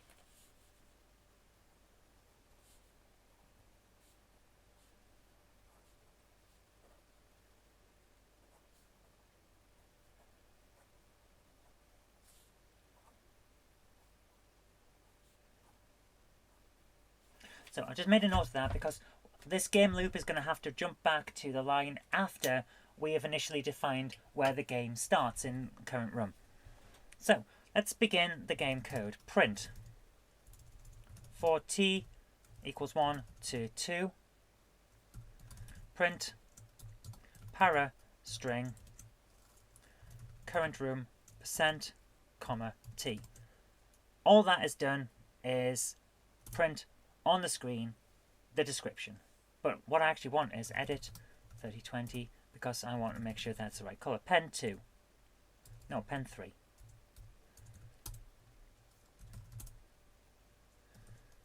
That's 3000 to 4000.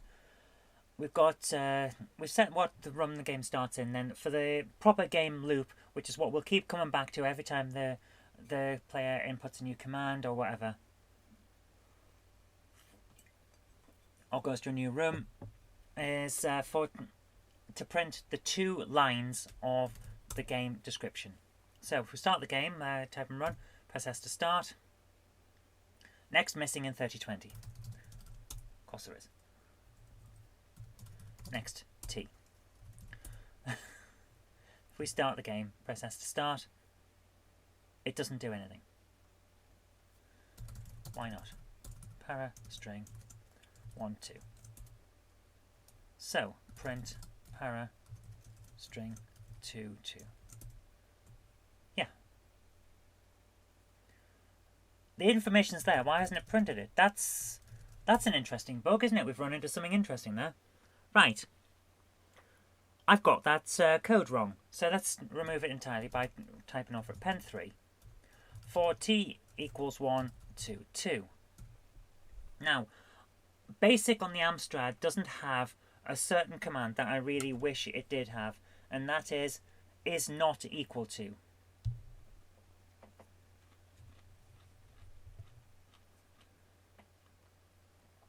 If you're a coder and you code in any language on a modern computer, you know what is not equal to is. Patrick, you are correct. Current percentage needs to be current run percentage. That's why it wasn't printing anything. But and we'll change that in a moment. But what we have here is an issue because I forgot that there's one particular room in this game that doesn't have a second paragraph of description, and I did that on purpose because I needed to make sure that we could deal with that. I've got something here that's printing the contents of the paragraphs array, regardless of whether there's anything in that particular variable in that array. And we don't want to do that. So what we're going to have to do is if para string current room percentage comma t equals blank, which it will be, then we need to not print. We need to make the computer do something else. So I'm going to do a quick workaround for the fact that I really wanted to be able to put does not equal, which is exclamation mark equals, and then print. So because I can't do that, I've got to do a different check instead. So if it is equal to blank, I want it to use unused percentage equals 1. Doesn't matter because that variable is unused. We don't need it. Else print para string current room percentage comma t. Next, t.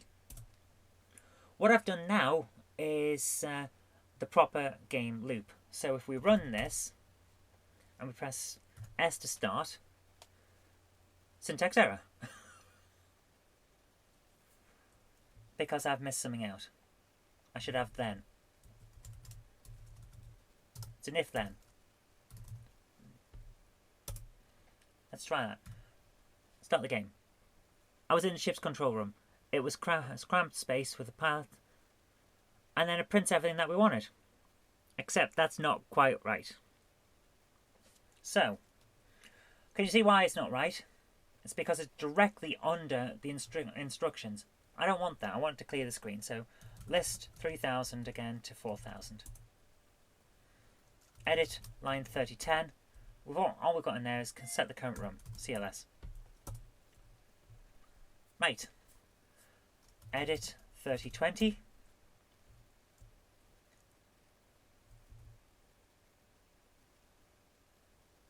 And put a print command there. Now, if we run it and start, there you are. Yeah. Patrick, you're absolutely right. That's exactly what I've just done. Now we have 2 paragraphs. But we haven't got any exits. We don't know where we can go. So, go back to our game loop. The next thing we need is 3030. And this is where it gets a bit odd, because we need to know what directions we can leave the room in. And it gets a bit complicated for this bit, because we've basically got to make a massive string and then add it. So,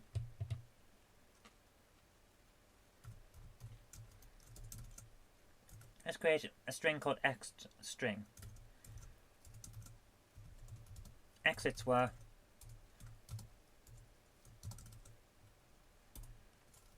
$30.40 for t equals 1 to 12. If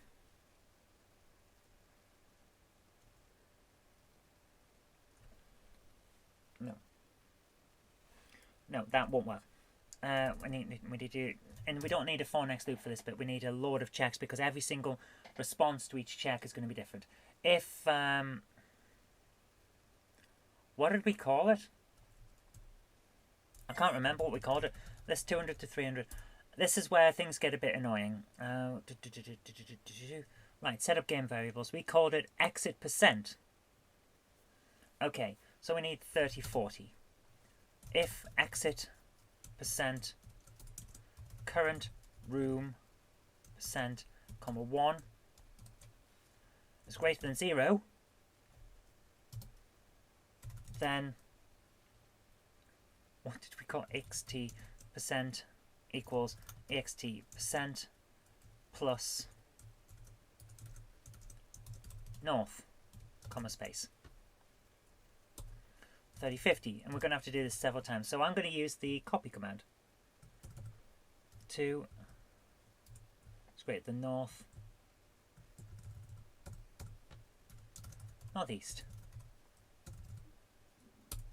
3060.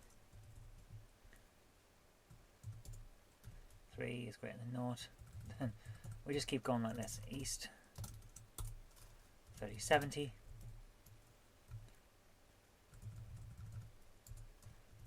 Greater than naught, then this makes it so much quicker than the rest, doesn't it?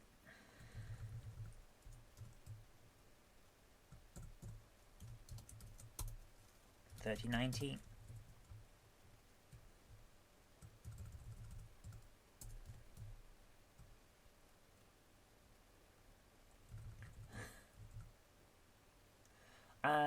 EXT percent.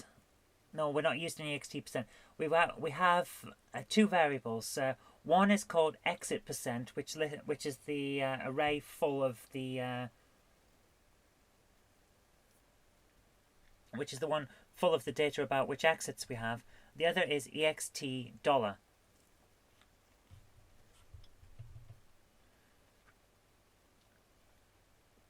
And ext dollar is what we're going to print to the screen in a moment, which is the list of exits.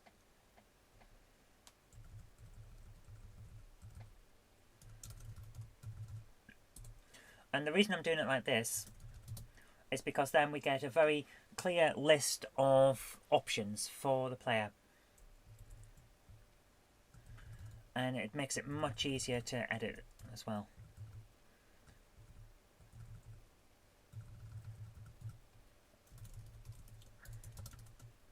West is 7. Yes, still on track, 3110. And we're almost done now, actually.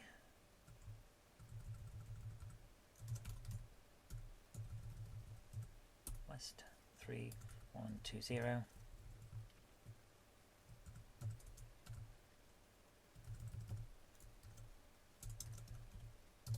Up. Yes. Now we're getting somewhere. Down. 3130. 11. In.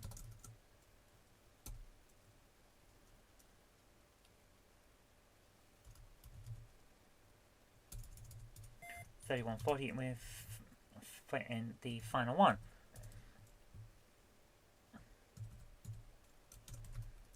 Out. Because that's the final one that can possibly be in that list, we'll put a full stop. 3150, we now need to set one thing which I need the manual for again, because I need to know how to quickly grab the length of a string. And the reason for that is we now need to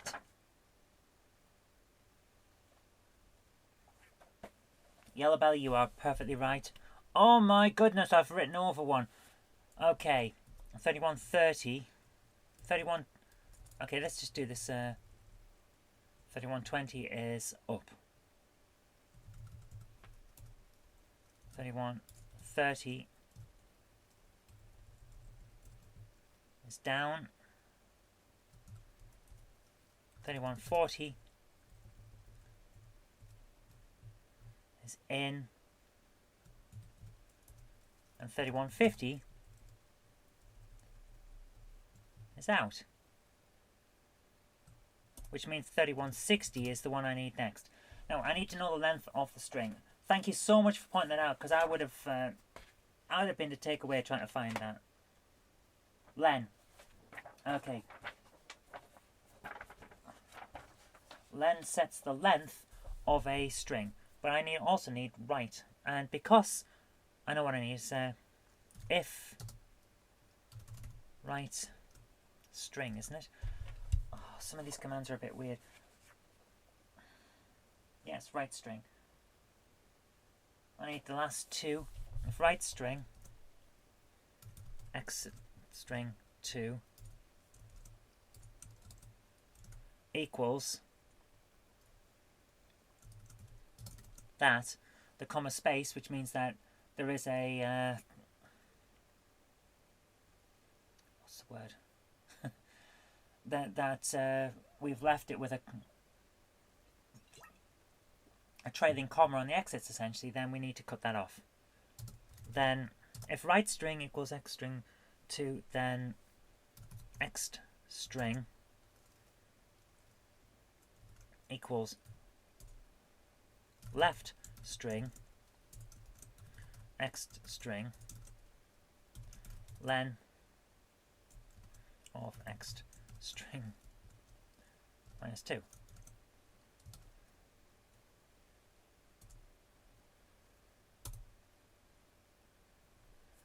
No. 3160 plus that. 3170 print pen 1 print next string. Okay, that's a lot of code, but what we should see now is exits were east down. That's all we had to add in. Exits were east and down with a full stop on the end. If I hadn't added that last bit in to check the length, to check for the trailing comma, we would have had exits were east, comma, down, comma, and it would have looked weird. But we added in that little bit that essentially just chopped off the end and added a full stop.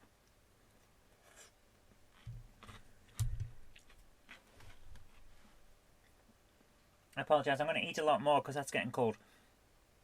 So what we got now is it tells you what's in the room and what the exits are. So let's list the code again to get back to where we were.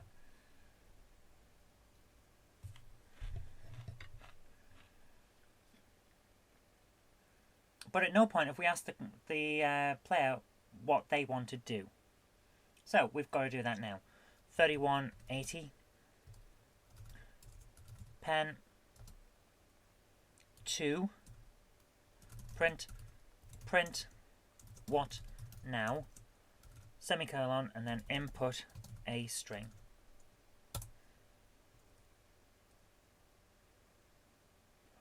And this, with the input command, we've got input a string. Like we had earlier on, a string equals in key string.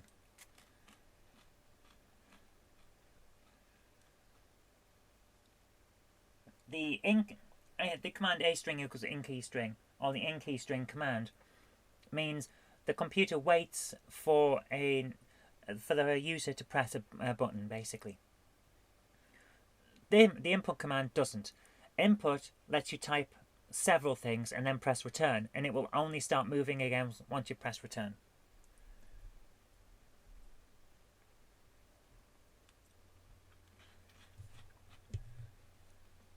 So what we want to do now, I'll change the colour again. What we want to do now is check what the player has input. So we need a direction, and I'm going to, at this point in the game code, we're going to start bringing in some subroutines. So 3190 if now a string equals upper string a string. Let's put it into uppercase because that's what I like to do. 313200 even. If a string equals n or north,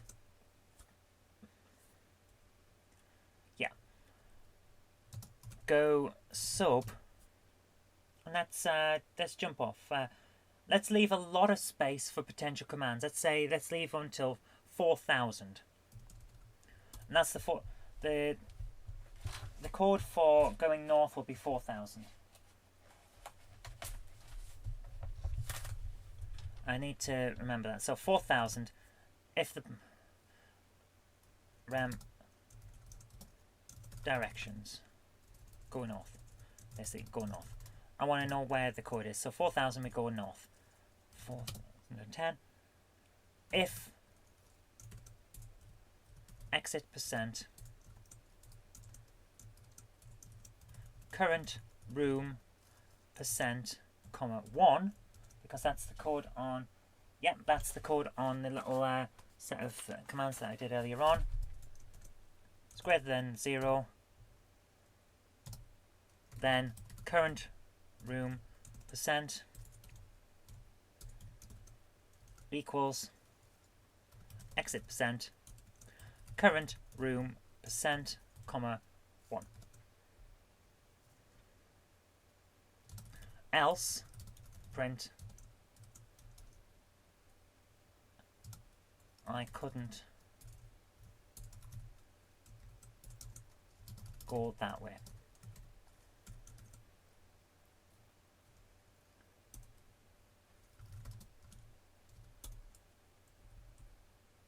And then return. That's all we need for go north command. Don't need a len on 3200.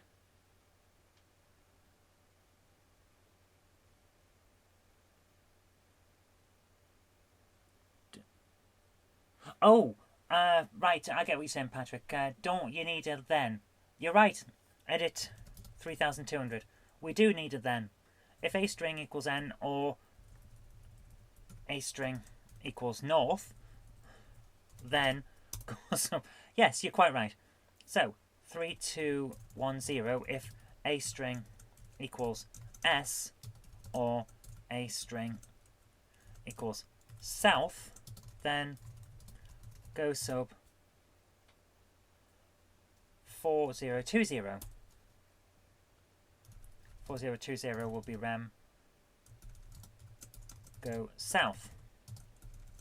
And it's pretty much the same code as this was. Only this will be 5 because I've done it in the wrong order. Of course I have. Then current.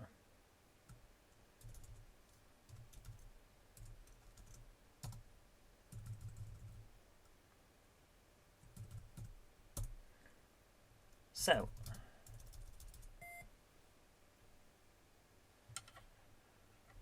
okay, let me just have a quick bite to eat.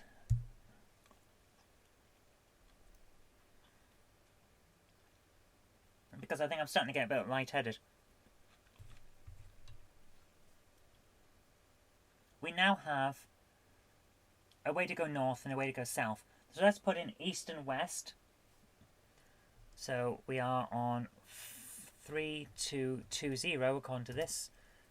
If a string equals east, then go sub 4040. 4040 is go east.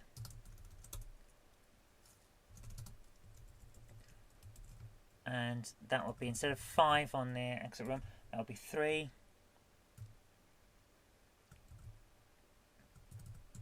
And if you notice, all of this code is pretty much the same. And I would love to say there's a way of making it even quicker than what we're doing, but I think this is the only way. So it's basically, all I'm doing is, if the exit variable and in the data that we put in isn't 0, change the current room variable to whatever data is in that exit room. And then return to...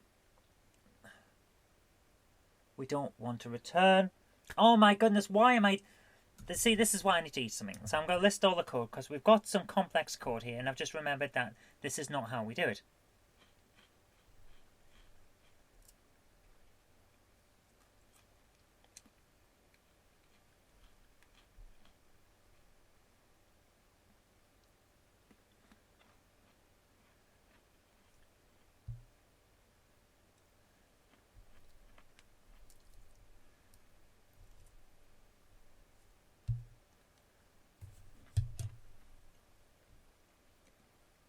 It's weird to eat cold Chinese on a live stream.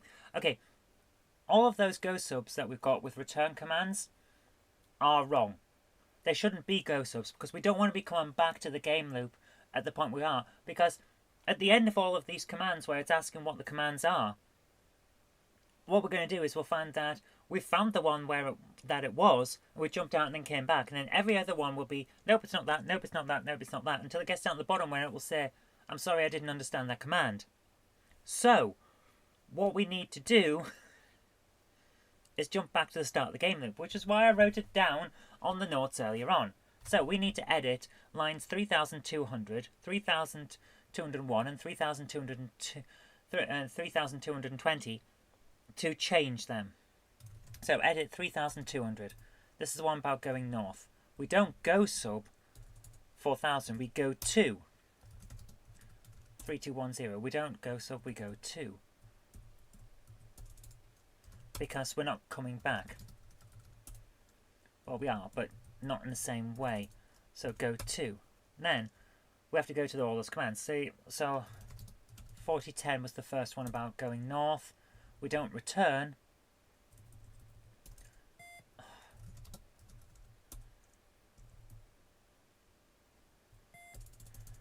We go to line 3020.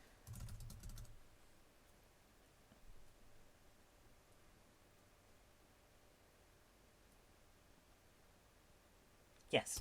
We go to line 3020. Edit. And the same for the other ones. We go to 3020.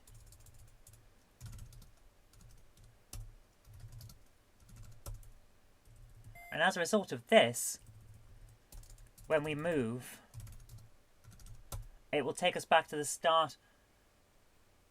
No, gossip won't go to only one line. Well, it will in the way we've encoded it, because at the end of that line is a return command. We don't want it to go sub. We want to jump to a different part of the program to run a specific thing, and then go back to the start of the game loop. Otherwise, we won't get the next description of which run we're in. So, what would have actually happened is we'd have changed the run we were in and then sent an error command to the player, which is not what we want. So, we now have the code for displaying what the exits are. We've got the codes for north, south, and east. So 3, 2, 3 zeros the next one, so we can do west.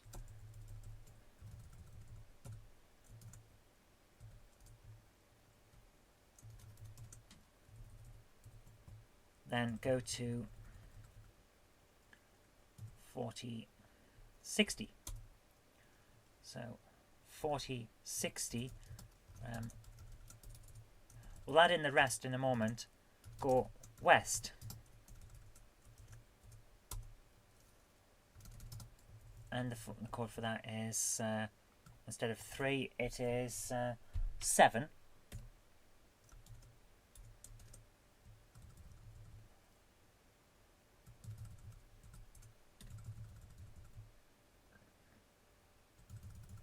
Okay, we now have a command where we can move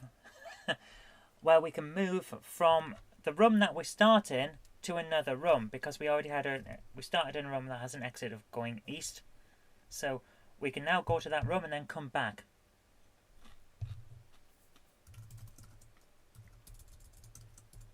So let's save. And save in the main Java CPC save system as well. How big is this file now? It's about 5k. My goodness, it's 9k. Let's run. So we'll press S to start.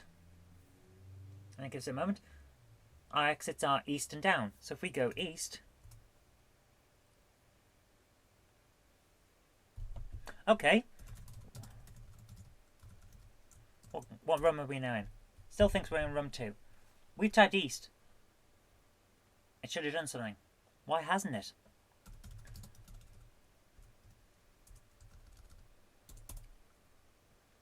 What happened? Why didn't it take it? It should have, because there it is. If A string equals E or A string equals east, then good. What have we done wrong? I don't think we've done anything wrong, have we? Because it hasn't done anything. It literally has not done anything. List 3020, that is the one to come back to and start printing and all the stuff again. So what's wrong?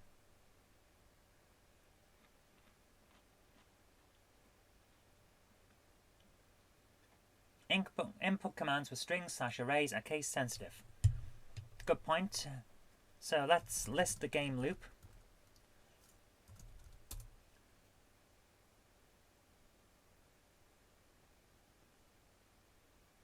But we've got a command straight after the input that puts it into case sensitive. We typed in a lowercase e, but it should have printed out an uppercase e. So let's see what we printed. What's it think? It thinks we typed in an uppercase e. Because all the information we typed in is still there. So let's try one thing. Edit 3220. If a string equals e, go to 4040. 3225. If a string equals east, go to 4040. Let's run that and see if this works. We want to go east. Still doesn't do anything. Print current room percentage. So it still thinks we're in room 2. And it hasn't done anything. It's just ended the program. So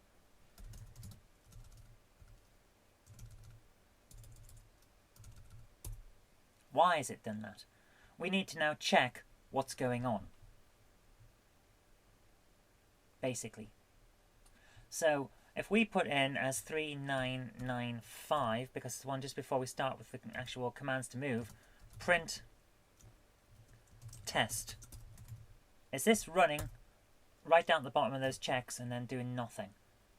If it is, then when I press E and press enter, it should say test. And it doesn't. So what's wrong? List 3020, which is where it's going back to. It should be back to here, where it changes the pen colour and prints the next line. I'm actually now stumped.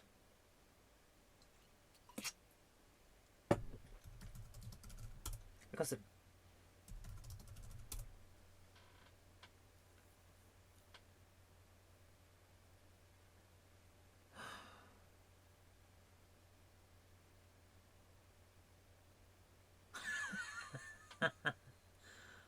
I know what's wrong. If I put in 4055, go to 3020, I bet this works now.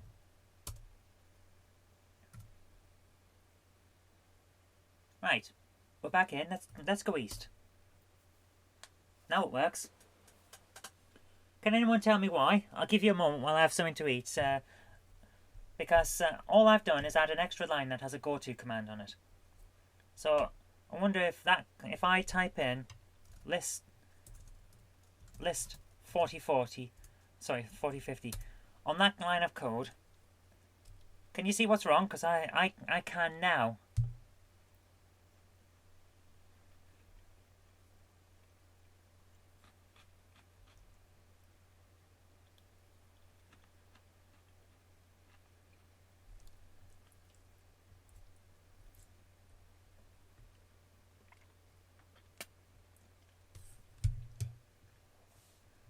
Okay, so we have here, if exit blah blah blah is bigger than 0, then change the current room number. Otherwise, print I couldn't go that way and then go back to 3020. Everything after else in that line will only be run if the current room number is greater than 0. Isn't greater than 0. If it is, all we've asked it to do is change the room number. And that's it. So, what we actually needed to do is take that go to 3020 off the end of that line, or add it in before the else command. So if I take out 4055, just remove that line, and then edit 4050 again. So I add in a colon, go to 3020, and then run. This should now work.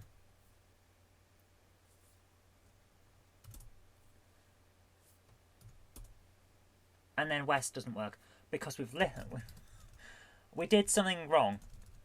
I forgot that once you've typed else, every other thing on that command will only happen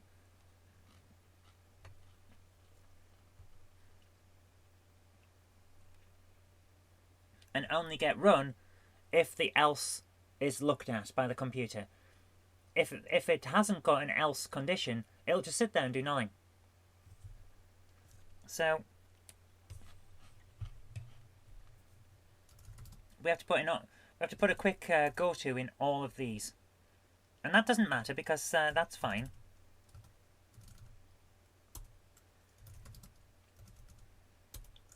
Just takes a second, and then we're okay.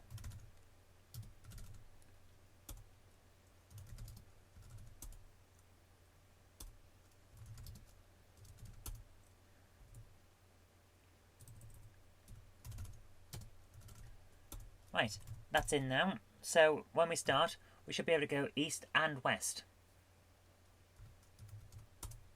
We're in the other room. Go back. we're back in the same room.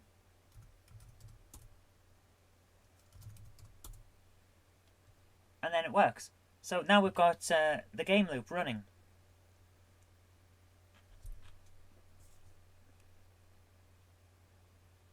We can do very little. But that's not the point.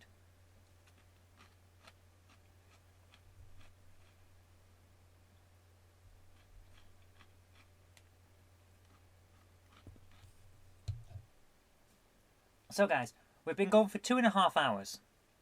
And we've got a basic game running. We can go north, south, east and west. We can't do anything else. But we've got the base game. So, I think at this point, we should hang up for the night. And we'll continue this next Sunday. Where we add in the rest of the game. Because we've basically gone from nothing to a working game. It's a very simple thing and we can't do much in it. But it's a working game. So what I'll do now is I will save this and make the disk file available to download from the GameHammer Facebook page, which if you don't know where that is, I don't know either. Search on Facebook for GameHammer Classic Gaming, and I'll see you next week. Thanks, guys. I really appreciate you coming along. And this will be available in the next 5 minutes. Okay, thanks very much, guys. See you next week.